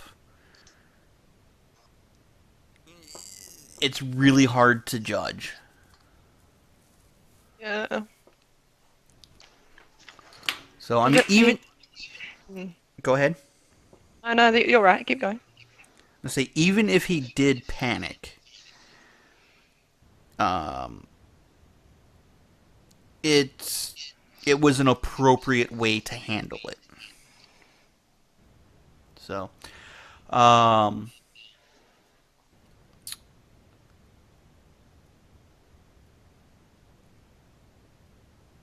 on. Steal a Jet is saying because nothing travels faster, shouldn't. Oh no, I read that wrong. Steal a Jet is asking, shouldn't he have had disadvantage for that shot? Adam is saying no. Bad News has an insane range. No way he should have had disadvantage. It wasn't the range that was giving him disadvantage, Adam. It was the fact that he is on an airship that was in the process of banking and shifting, and it was not a solid platform. It was not holding still. Did he give it disadvantage? He was given disadvantage, and then Percy spent a grit. That's what Pastor and Bear said before, that he used the grit to counter it. Yeah, I remember that point now. Yeah. As Steeler Jet said, Matt said it was for range. Matt may have maybe he said that on Twitter. He did say that at first, but then Matt also clarified: you're on an airship that is banking, and you're bouncing. Yes. Hey, if the Coast Guard snipers can take out something the size of an engine from not quite a mile away, Percy can hit this guy in the head. So It's not something that he does often. Granted, the Coast Guard snipers do this day in and day out. But if you've never watched that video on YouTube, go check it out. It's awesome watching these Coast Guard snipers take out an engine on a motorboat, a moving motorboat from the side of a helicopter. Yes. Freaking cool. But yeah, I mean, granted, this is not something that Percy does every day. So disadvantage was warranted, especially as you stated previously that yes, this ship is in a hard bank right now trying to take evasive maneuvers against possible spell casting. Yeah. And like I said, Matt said that there was range involved, but it was because of the movements combined with the range. So, and yes, Pasta and Beers is the one in the chat who pointed out the grit, but I had not seen it by the time I had said it. We are listening, Pasta. Don't feel bad. So the whole scene too with Keyleth being like a meteor. So yes, the wizard did get the lightning bolt off.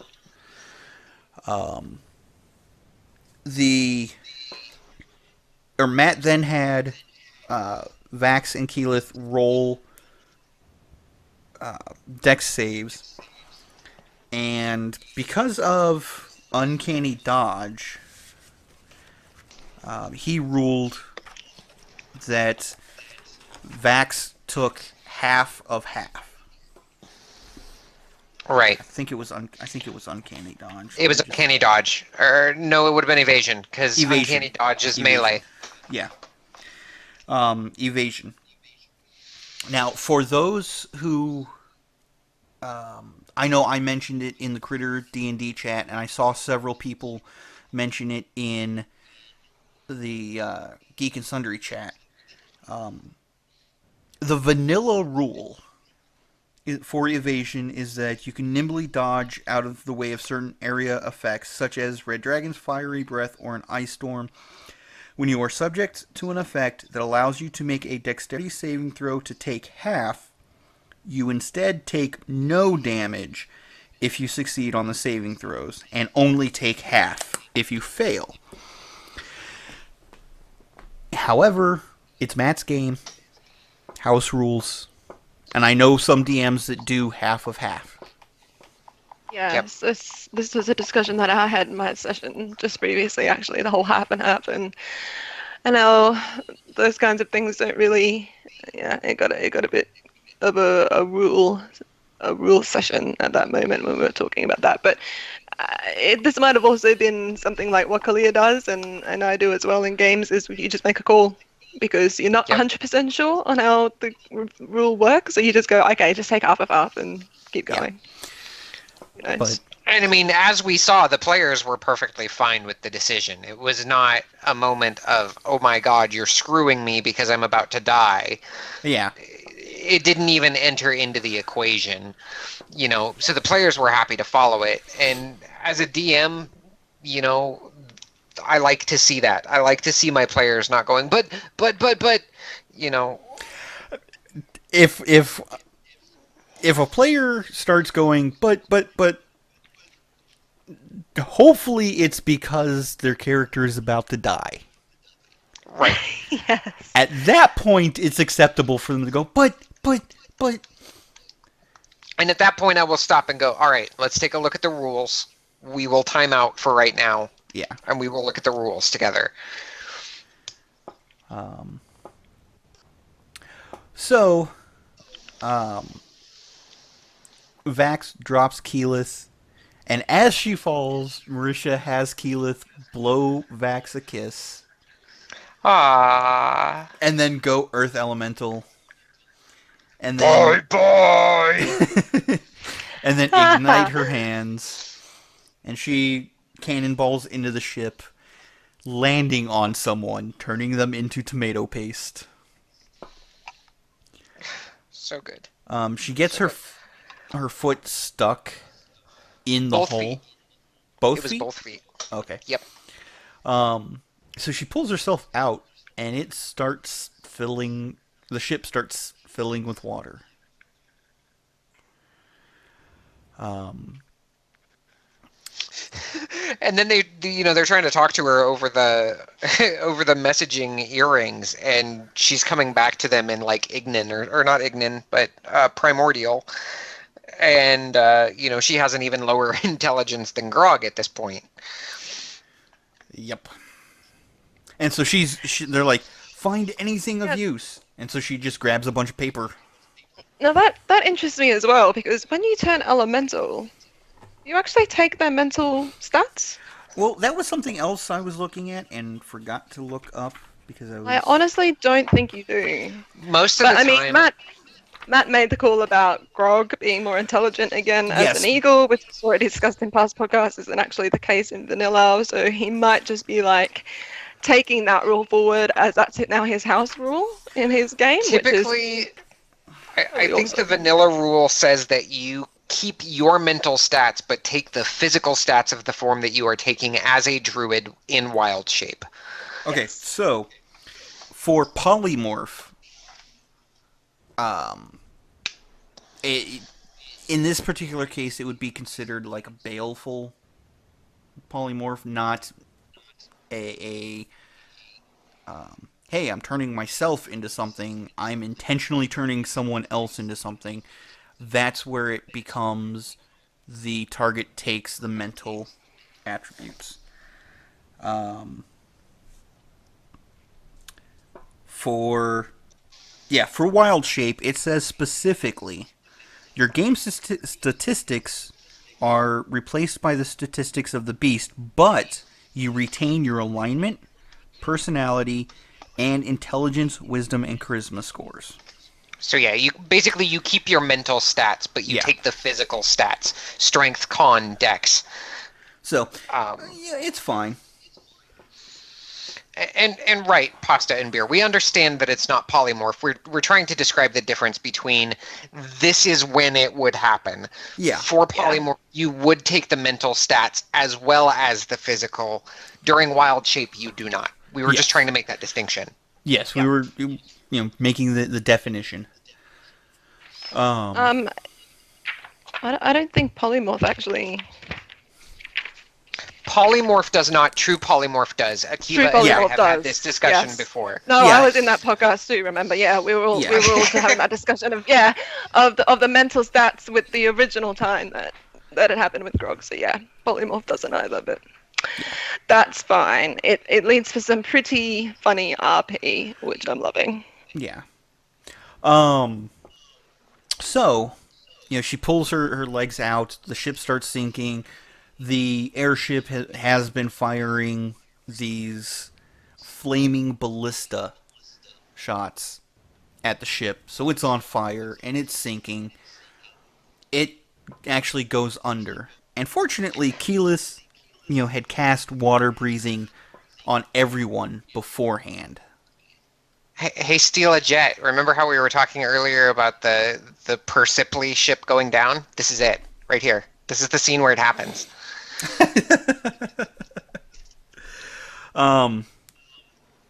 So at first, Keyleth is starting to swim out of the ship and is doing quite well and pulling herself out. And I had started typing in the Critters D&D chat. No, when something sinks underwater, there's a suction effect, and considering where Keyleth was, she would be pulled down by the suction. And then she cast Control Water, making it all negated, and I was like, good on you, Keyleth. Yeah, she was a rock star. Yes. This game.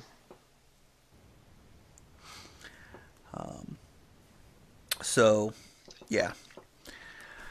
As she's surfacing, the others are getting to the beach. Vax goes back to the airship, picks up Percy, and starts carrying him towards the beach as well. And they do like 2 passes, but they don't see anybody. And that's where Matt ends the episode. Yep. Yay! So he actually ended it 16 minutes early. So, I think he's pretty tired. I think they're all pretty tired. That was okay though, because it was a good episode. It was good and action packed, and I enjoyed the episode for what it was. This is probably one of my favorite episodes to date. Oh yeah, and really with as much work as the cast and the crew both put in, they really, really deserved to be done on time. Right. Be able to get home and go to sleep and enjoy themselves. I was able to meet Ryan Glitterlord from Geek and Sundry while I was at Gen Con, and I spent a lot of time talking with him. And he told me that a lot of times that studio gets incredibly hot. I'm not going to say the exact temperature that he told me, but he said incredibly hot in the studio. So for them to be in there for 4 and 5 and 6 hours in this incredible heat, get out, go home, guys. Go get into some air conditioning in your car.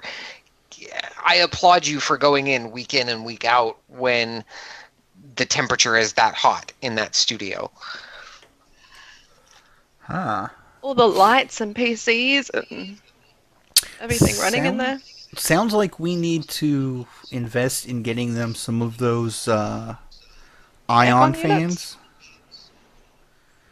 Like those silent fans. The ones that don't actually have blades or anything, but still... Right. I know which ones you're talking about. Yeah.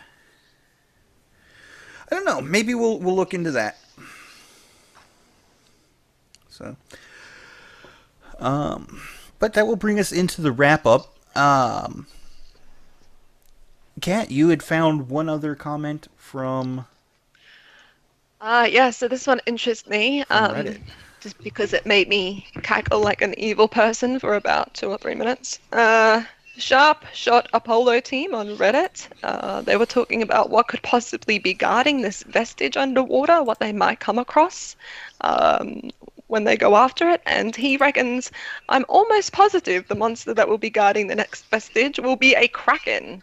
I can't be more excited. This whole setting screams kraken fight with the rough terrain on the beach. I'm betting that will continue in pockets around the island, but especially in the lair. With kraken's freedom of movement, it will make for a perfect environment. I have just one thing to say to this. I've got a jar of dirt. I've got a jar of dirt. I've got a jar of dirt. It's mine, mine, mine. I've got a jar of dirt. Savvy. Savvy. Oh, that will be interesting. It's very possible. Yeah. Is there anything else that you guys can think of that you would like to see, I suppose, in this it is a very Pirates of the Caribbean setting. I don't think Matt's going to throw an aboleth at them again because he's already thrown the aboleth at them earlier in the campaign. Aboleths also tend to stay in the Underdark. They actually actively avoid the light. So, but as far as the Kraken goes, I think they're going to have enough problems with Ripley. Because now she's armed, now she's has access to reagents if she has more than just the disguise spell. And she has henchmen. So we'll see how that goes.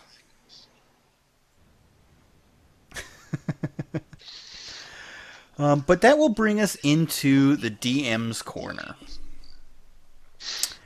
Now, as I said, we are going to be talking about the Ranger Revised.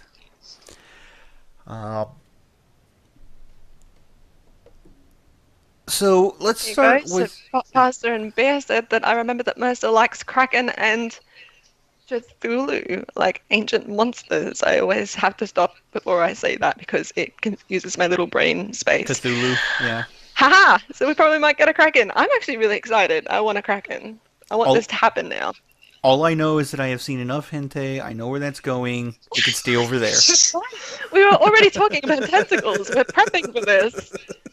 We're ready. Uh, I volunteer as tribute. Did you? no, thank you. Wow. Take Kalia. I just entered to a... I will go off this way. I can't follow. Okay, so as I said, getting into the Ranger Revised.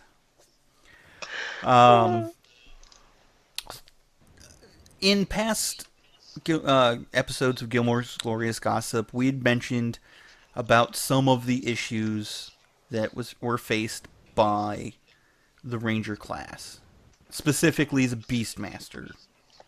Yep.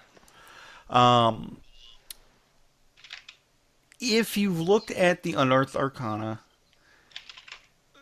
Wizards doesn't say specifically what the issues were. They just mentioned that there's been a lot of Feedback complaints from the community. Yeah, a lot of feedback from the community that Rangers as a class were weak. One thing to keep in mind that when we talk about a weak class, 90% of the time we're talking in terms of combat. And it's true, in terms of combat, the Ranger was weak, because if you were a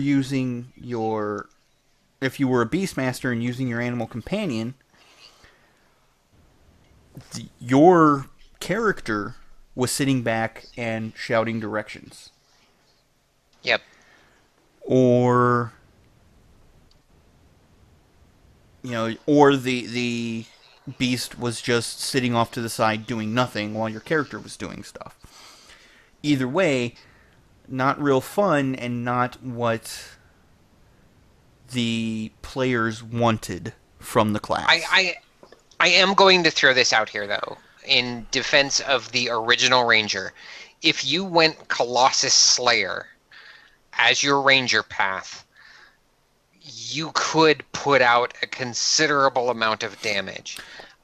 In the early days of Desert Winds, we had a Beastmaster Ranger, or not a Beastmaster, sorry, we had a Hunter Ranger with Colossus Slayer that almost one-shotted the big bad evil guy for that particular time, and that was at 3rd level. Yes. Yeah, I don't think the damage element was really No, what a lot of. For Yeah. the again, this is specifically focusing on the Beastmaster. The vast majority of the changes for the Ranger are actually in the Beastmaster path. Yeah, because at the end of the day, people who choose the Ranger and then go BM, they go that direction because they want a pet. They want a panther or a wolf or something that they can utilize in a pet form, but also have some sort of benefit from having that pet and seeing that pet grow beside them.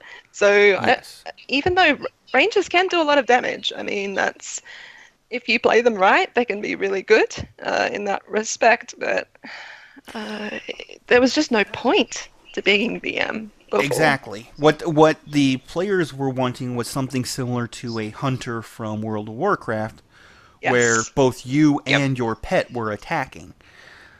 And that's Well, and I not mean, what they even did. in 3.x D&D, that's what happened. Yes. As a ranger, as a druid, you had your animal companion, and they acted on their own initiative, and they could either attack or touch deliver spells or, do whatever. And they kind of did away with that in 5th edition. Yeah. Right. Which was a shame. But now they're bringing it back as this Unearthed Arcana, as we know, is a test bed Yes. for these changes. And Wizards is going to review the feedback that they get from this Unearthed Arcana over the next several months, and it may make it into a published book in the near future. Yes. So let's take a look at where the differences start. The first and I think biggest difference comes from the favored enemy. Yeah. Originally, it was simply a bonus in tracking, hunting, and investigating. Now you actually get a +2 bonus to your damage rolls Yep. as well. It at level 6. Yeah, at level 6 it goes up to a +4. Because it's your So- greater favorite enemy then. You Yes. upgrade Right. that, which is fantastic. The next change comes from Natural Explorer. This Originally, is nuts. Can I Yes. just say? originally Natural Explorer had nothing to do with combat. It was difficult terrain doesn't slow your group down. Your group You can't get lost except by magical means. And even when you engage in another activity when traveling, you remain alert to danger. When you travel alone, you can move stealthily at a normal pace. When you forage, you find twice as much food, and when tracking creatures, you learn their number, size, and how long ago they passed. What has been added was that in combat, you ignore difficult terrain. Period. In and out of combat. You, as a character, as a ranger, ignore difficult terrain. So all those dead bodies that you've piled up because you're a new badass ranger, not difficult terrain for you now. Yep. You have advantage on initiative rolls. That's Holy huge. shit. That is That's huge. Yeah. huge. It's a little OP, I feel, but yes, massive. This next one is one that I feel is a little OP. On your first turn during combat, and again, this is part of Natural Explorer. On your first turn during combat, you have advantage on attack rolls against creatures that have not yet acted. So you're basically getting a free assassinate. Yes. Can I just point out another big change for Natural Explorer? Natural Explorer, it says under here, you are a master of navigating the natural world. Not choose one type of favored terrain, Yes.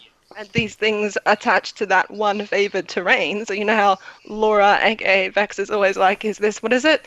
Is this my favorite terrain? Mountains or or forest? yeah, she's always Mountains trying or to make Underdark. it one terrain that is her favorite terrain. Oh no. Now it's Now the it applies natural world. everywhere. So unless you're going into the Nine Hells or some place where there's unnatural elemental planes that, you know, a DM could maybe say that this isn't the natural world. And I'd probably want a bit more specific definition on what is classed as a natural world as well. That would probably be my feedback on this, but it seems to cover everything. I would say prime material.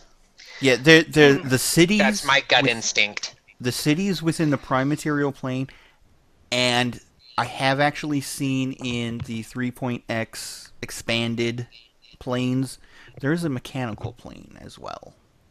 Oh, of course. And I actually, speaking of, Baldman Games released the modules that I ran at Gen Con, which take place in that plane. It's called Mechanus. Yes. And it's awesome. So Very cool. go check out DM's Guild. Go check out those. That's the core 1.1, 1.2, and 1.3. They're awesome. So, Kick 28 was stating in relation to primeval awareness that he or she doesn't feel that the extra damage is really necessary. That's a bit OP as well. That's interesting. Perhaps the extra damage might feel a little out of place for some people. no, it really. Okay, so here's my take on favored enemy. You have studied this enemy. You know its weaknesses. You know its Where to hit it. where to hit it, how to hit it. Idiosyncrasies. You know its behavior patterns. You know that one spot between the third and fourth rib will allow you to puncture its heart. That's going to show up as a bonus to damage. Yeah. And it also now keep in mind that this also applies prior to you taking any path. This is at first level ranger. Yes. Yeah, this is just Ranger. You haven't even chosen your specifications yet. So yeah, this is in the long run. This is also going to impact you once you take Beastmaster Ranger Yes. to help you do just that little bit of extra damage. So. It's not much. It is a small buff, but if you play any kind of video games at all, Overwatch, League of Legends, these small buffs can have a huge impact on the game. Yes. So your fighting style, those have stayed, pretty much the same. Spell casting, that's stayed the same. Primeval awareness has changed slightly. In this particular instance, originally it was you can tell a specific creature type within a certain range, but you couldn't get the specific on where they were. Now they've refined it. You're not just mentally focusing. You're now actually conversing with the beasts around you and the land. That's cool. That's cool. They flavored it better, in my opinion. And you can use it if you come up, say, on a lone wolf, and it looks like it's pissed at you. As long as you haven't attacked it or done damage to it, you can calm it down with your primeval awareness.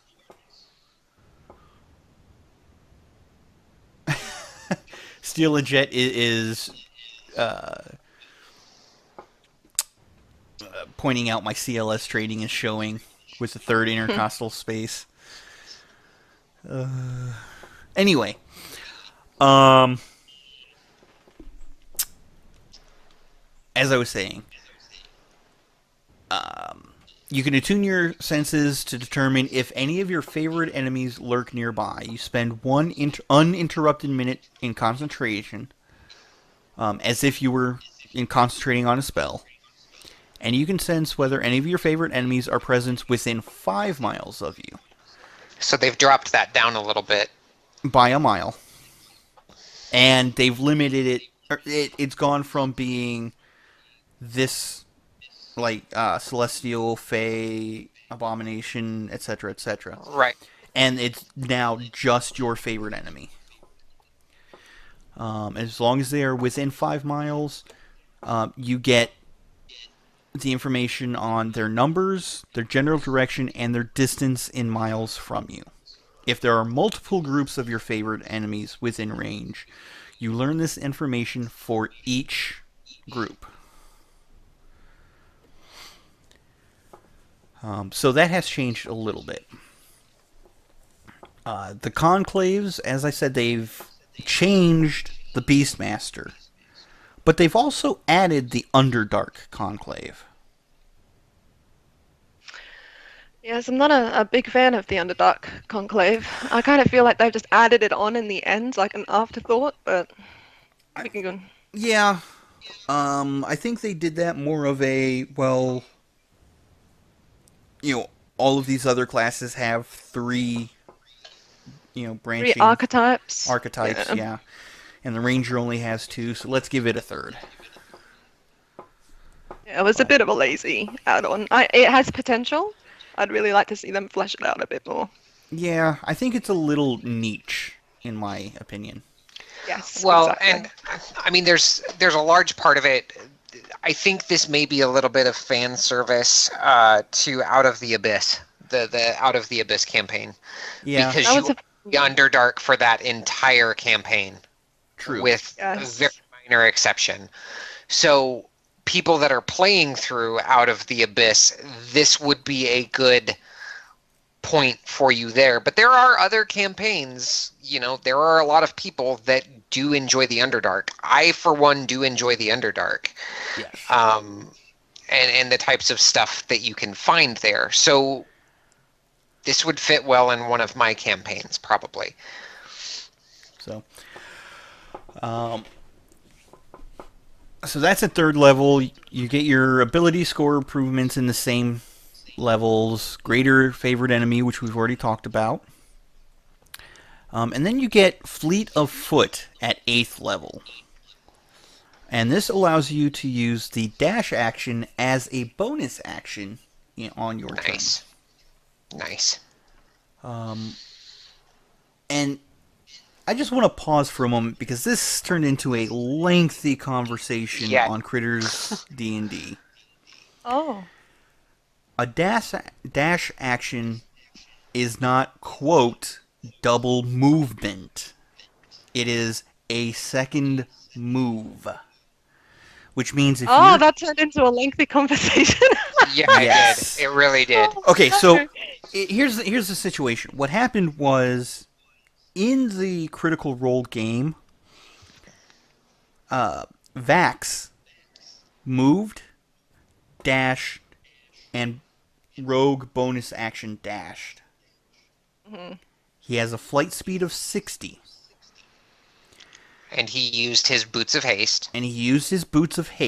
Turning that move speed to 120. The question became, did he move a maximum of 400 and whatever he said it was, like 480. 480 or 360? And the answer is 360 because he moved 120 feet on his movement, 120 feet on his dash, and 120 feet on his bonus action dash. He did not move 120, 120, 240. Just wanted to put that out there, because that conversation just had me pulling out my hair. I bet it did. Okay. Back into the Ranger. Everybody got it. Everybody got it. Are we good now? Got it. We got it. At 10th level, you get Hide in Plain Sight. I don't remember if this was changed very much or not. But essentially, if you hold still, you sort of get a minus 10 to the enemy's perception of you. So it's changed quite a bit. The entire thing actually has changed. So the vanilla rule is starting at 10th level, you can spend 1 minute to create a camouflage for yourself. As long as you have access to stuff around you that you can utilize in that camouflage. And then once you're camouflaged, you can try to hide with a plus 10 bonus to your stealth check. So they've completely flipped this. Instead of buffing your stealth check, they've nerfed the perception of the people trying to look for you. And you don't have to spend a minute. And it doesn't even actually tell you that you have to have things around you to utilize, by the looks of it. No, it doesn't. What it does say is when you attempt to hide on your turn, that means you have to take the hide action. As a turn, yeah. Okay. Now, one thing that they changed, at 14th level, you get Vanish, which means that at 14th level, you can use the hide action as a bonus action. So, once you hit level 14, your Hide in Plain Sight becomes a bonus action rather than an action. I like this little caveat here, too. It says also you can't be tracked by non-magical means unless you choose to leave a trail. Yes. That's pretty cool. And then level 18, Feral Senses. I don't believe that was changed. You gain preternatural senses that help you fight creatures you can't see. It does not impose disadvantage on your attack rolls when you can't see a creature. That hasn't changed. And actually, Vanish hasn't changed either. Vanish is vanilla. Oh, okay. I thought that had changed. Okay. And Foe Slayer, I think, is the same as well, by the looks of it. Foe Slayer is the same. Oh, no, it's not. What? Oh, yes, it is. Sorry, it is. Yeah, I was gonna say, wait a minute. I'm like speed read comparing them, and I'm like, yeah, it is. Okay, yeah, Foe Slayer has remained the same. And one thing I have to say, the level 20 ability for most of the classes has been really disappointing in 5th edition. Right, because they're like almost god level at that point. Yeah, Give them something to like explode about. Yeah, your character is almost god level. The abilities are meh. But now we get into the major changes. In the Ranger Conclaves, specifically the Beast Conclave. So, at 3rd level, you get your animal companion doing an 8-hour ritual. Your animal companion gains a variety of benefits once it becomes linked to you. Oh, real quick. If Harmony got her hands on this new Beastmaster Ranger, she would want an owl bear. Guarantee it. That's what she would want. She would want an owl bear. Oh, I think there's actually So restrictions. It sort of. The restriction is at DM discretion. Yes. So what it says is you normally select your companion from among the following: an ape, black bear, boar, giant badger, giant weasel, mule, panther, or wolf. However, your DM might pick one of these animals for you based on the surrounding terrain and what type of creatures would logically be present in the area. Now, one of the cool things about this particular bond is because it actually addresses what happens if your animal companion is killed. And I don't remember if they did that in the vanilla. Yeah, just quickly going back to companions, how I was saying there was restrictions on the next page. It just states that when a DM is considering expanding your companion options for your players, depending on the nature of your campaign, a DM should choose. So this is basically them suggesting what you should allow them to do as a rule of thumb. That the animal companion you allow or make available to them should be medium or smaller, have 15 or fewer hit points, and cannot deal more than 8 damage in a single attack. In general, it applies to creatures with a challenge rating of 1/4 or less. Yes. So that's what their suggestion is. Sorry, Yeah, I just wanted to... But yeah, it's just so that they're not too OP. Yeah. Because your companion levels with you, so... Yeah, and we'll get to that in just a moment. But yeah, looking at this... Akiva. Yes. I did take a look at the Ranger Companion if they die in the vanilla. Similar thing. Where did it go? If the beast dies, you can obtain another one by spending 8 hours magically bonding with another beast that isn't hostile to you, either the same type of beast before or a different one. In this particular case, one of the things that has changed, now if your animal companion is ever slain, the magical bond you share allows you to return it to life. Which is nuts. Yes, you can resurrect your animal companion now. Or you can choose to summon a new one. Now, this resurrection, you don't have to have any portion of the original beast body. You can call forth the companion spirit and use your magic to create a new body for it. Or you can find another bear, in the case of Trinket, and you can go, come here, buddy. Your Trinket now. Yep. I really feel like it's amazing, and I think it's great. I kind of wish that they'd put some cost to it. You can't just... Okay.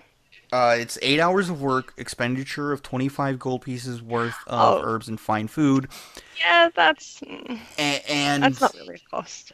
Well, no. But, I mean, even if it were a spell slot, you know, they're just going to be like, okay, I'm doing this for 8 hours. I'm going to take a long rest.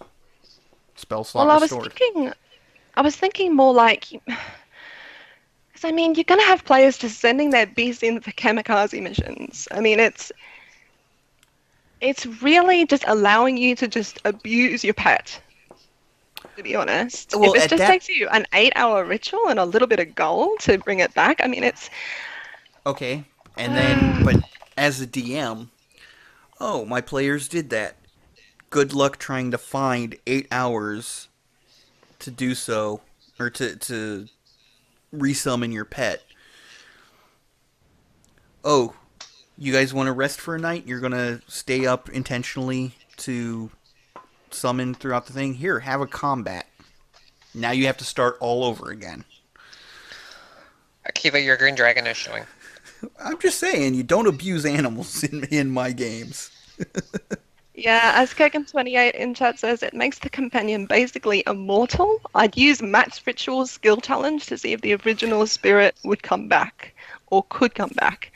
100% agree, Kegan. I feel do there agree needs with to that. be- or even if there's some like reduction every time you bring that animal back, maybe its stats are reduced, or there's some kind of an impact for losing your companion in the first place, just to give it some weight.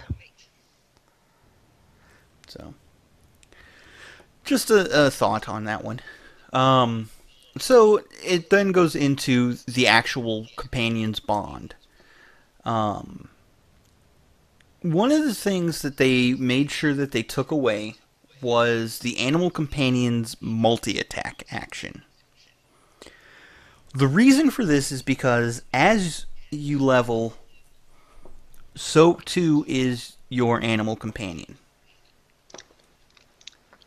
So the proficiencies will go up, the stat scores will go up, and keeping all of that together with a multi-attack, their initial testing found that the animal companion very quickly outpaced the barbarian. Wow. For damage output. That's insane. So they took away that's why they took away the companion's multi-attack. The companion obeys your commands as best it can. It rolls for initiative like any other creature, but you determine its actions, decisions, and so on. When using your natural explorer features, you and your animal companion both move stealthily at normal pace. Your animal companion levels, as I said, for each level you gain after 3rd level, your animal companion gains an additional hit die and increases its hit points accordingly. Whenever you gain ability score improvements, your companion's abilities also improve. Your companion can increase one ability score of your choice by 2, or 2 ability scores of your choice by 1. As normal, your companion cannot increase an ability score above 20 using this feature, unless its description specifies otherwise. There are some creatures that are able to get a 25 dex.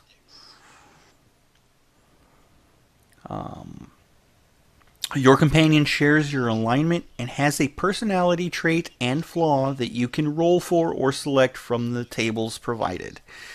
Your companion shares your ideal, and its bond is always: the ranger who travels with me is a beloved companion for whom I would gladly give my life. Excuse me. I really like that they added the trait and flaw to the animal companion. Cool. Yeah. Because it makes it more likely that the animal companion will become a character of the game, like Trinket is a character of Critical Role. Yeah. But it doesn't even one have of to. his flaws is my idea of hello as a flurry of licks to the face. Yes. So Trinket. My Friday night game, I have basically an animal companion too that has become a part of the game through a very, very natural means. It started off not having much personality, and just over the course of the couple weeks that I've actually had this animal companion, it's already grown into its own character. So it's Yes. cool. It happens and it's organic and it's awesome to watch.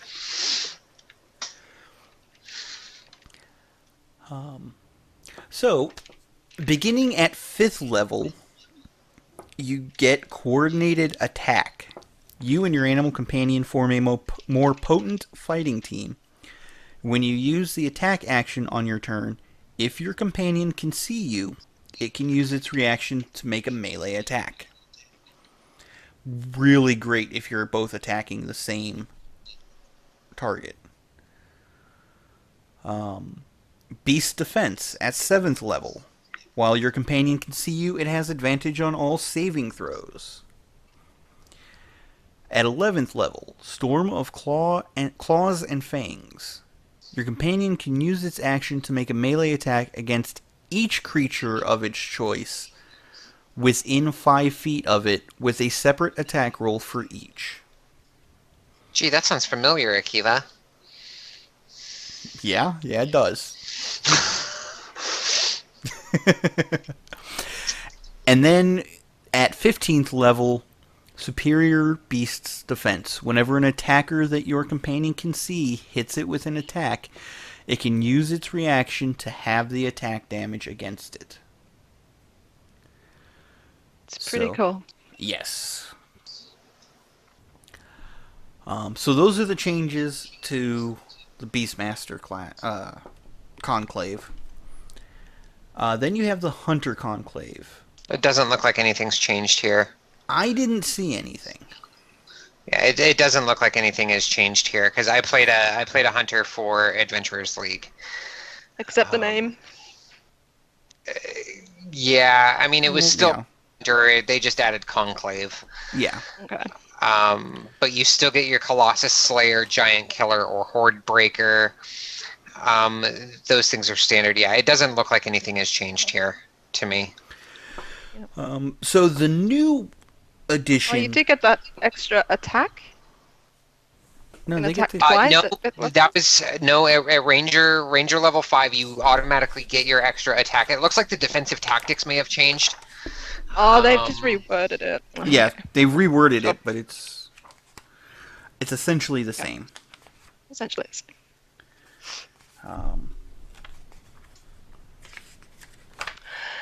But yeah.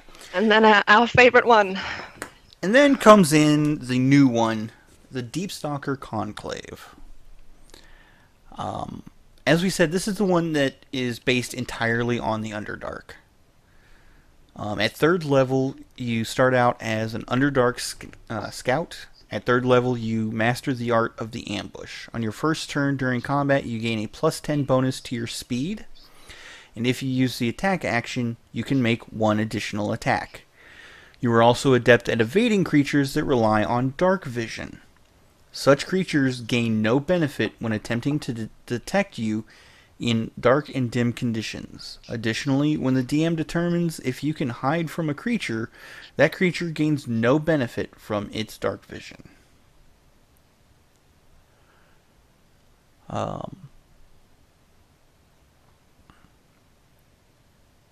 Kegan28 in the chat is pointing out that Beastmaster loses that extra attack option. Yes, they do. Primarily because they have brought up the animal companion enough to where it's now combat viable. The Right. extra attack would just be Okay. OP as yeah. Not only that, but it would be a time sink. Yeah. Because now you've got, okay, I take my first attack, resolve the attack. Okay, I take my second attack, resolve the attack. Okay, now my beast is taking its attack, resolve the attack. It becomes a huge time sink at that point as well.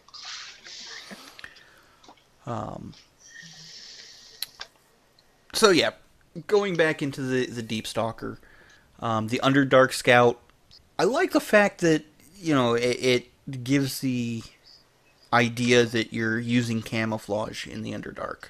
Because that's about the only way you're getting around dark vision. Right. You also get Deep Stalker Magic. At 3rd level, you gain dark vision out to a range of 90 feet. If you already have dark vision, you increase its range by 30 feet. You also gain access to additional spells at 3rd, 5th, 9th, 13th, and 15th level. Once you gain a Deep Stalker spell, it counts as a ranger spell for you, but does not count against the number of spells you know. Like cleric domains. Right. Yes. You know the Excuse spell, me. but it does. I think it's more along the lines of It's a wizard between. spell. Well, I mean, it's like a cleric domain or a paladin oath spell. You always know the spell. It's always prepared that's right. for That's you. right. Yes. But you always it know the still spell. It's costs always prepared for you. It still costs a slot. Yes. Sorry, I was getting. And it doesn't count towards the number that you know. So if it says you know 2 spells, then you know 2 spells and These and ones. Stalker spell. Yeah. As well. At 5th level, you get extra attack. At 7th level, Iron Mind. You gain proficiency in Wisdom saving throws. At 11th level, you get Stalker's Flurry, which is once on each of your turns. When you miss an attack, you can make another attack. Sort of a, I don't like that do-over. But you have to accept that second one as well. Like you miss, reroll. Okay. Yep. Yeah. I mean, Yep. it's kind of like using a combat superiority die for the fighter to get another attack, basically. Or the luck. Mm-hmm. Where I know that missed. So. Yeah. At 15. I mean, it doesn't actually specify if you have to say it before the DM tells you it hits. So, No, actually, when you miss an attack. So the DM it says tells you when you miss. Yep. Every single go. That's crazy. So, That's pretty good. Yep. All right. And then at 15th level, you get Stalker's Dodge. Whenever a creature attacks you and does not have advantage, you can use your reaction to impose disadvantage on the creature's attack roll against you. You can use this feature before or after the attack roll is made, but it must be used before the outcome of the roll is determined. So if I say that's a hit, it's too late. Yep. So. Okay, so looking at these, I like the new Beastmaster. Of course, the Hunter didn't change. Now I see why you guys were kind of poo-pooing the Deep Stalker. Yeah. I like the Underdark. I like what the Underdark could present to a party in terms of challenge. This doesn't seem to fit at all. No. I'm a little bit underwhelmed by this one. Yeah. I can see what they were trying to do, and I like the concept. Yeah, it just.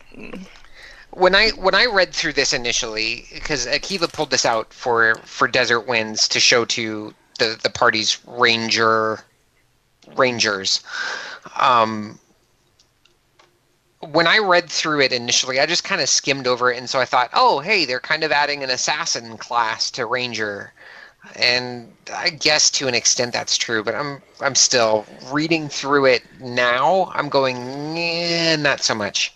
So, like I said, the Underdark stuff it's a nice thought. I don't think they did enough for the Underdark itself. And when it came to 3X, the Underdark was my jam. So,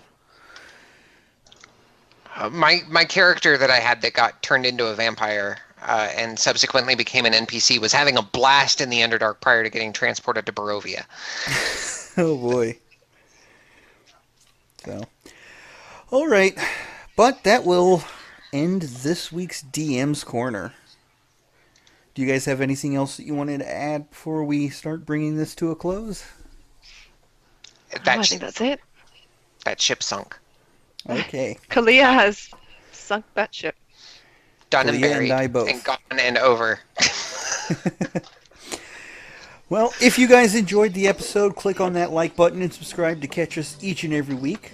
Send in any of your D&D questions to us using the hashtag DMsCorner. That's DMSCORNER. If you want to submit art, please contact us via Twitter. You can use our official Twitter at Gilmore_gossip. Or you can reach us directly. I'm at Akiva David, AKIVADAPHYDD. I'm at Cosmic Candy, COSMICCANDI. And I'm at Castiel Games, CASSTI3L Games on Twitter. We hope you enjoyed, and until next time, kick back, relax, and enjoy your games. May all your hits be crits. Have a nat 20 day, guys.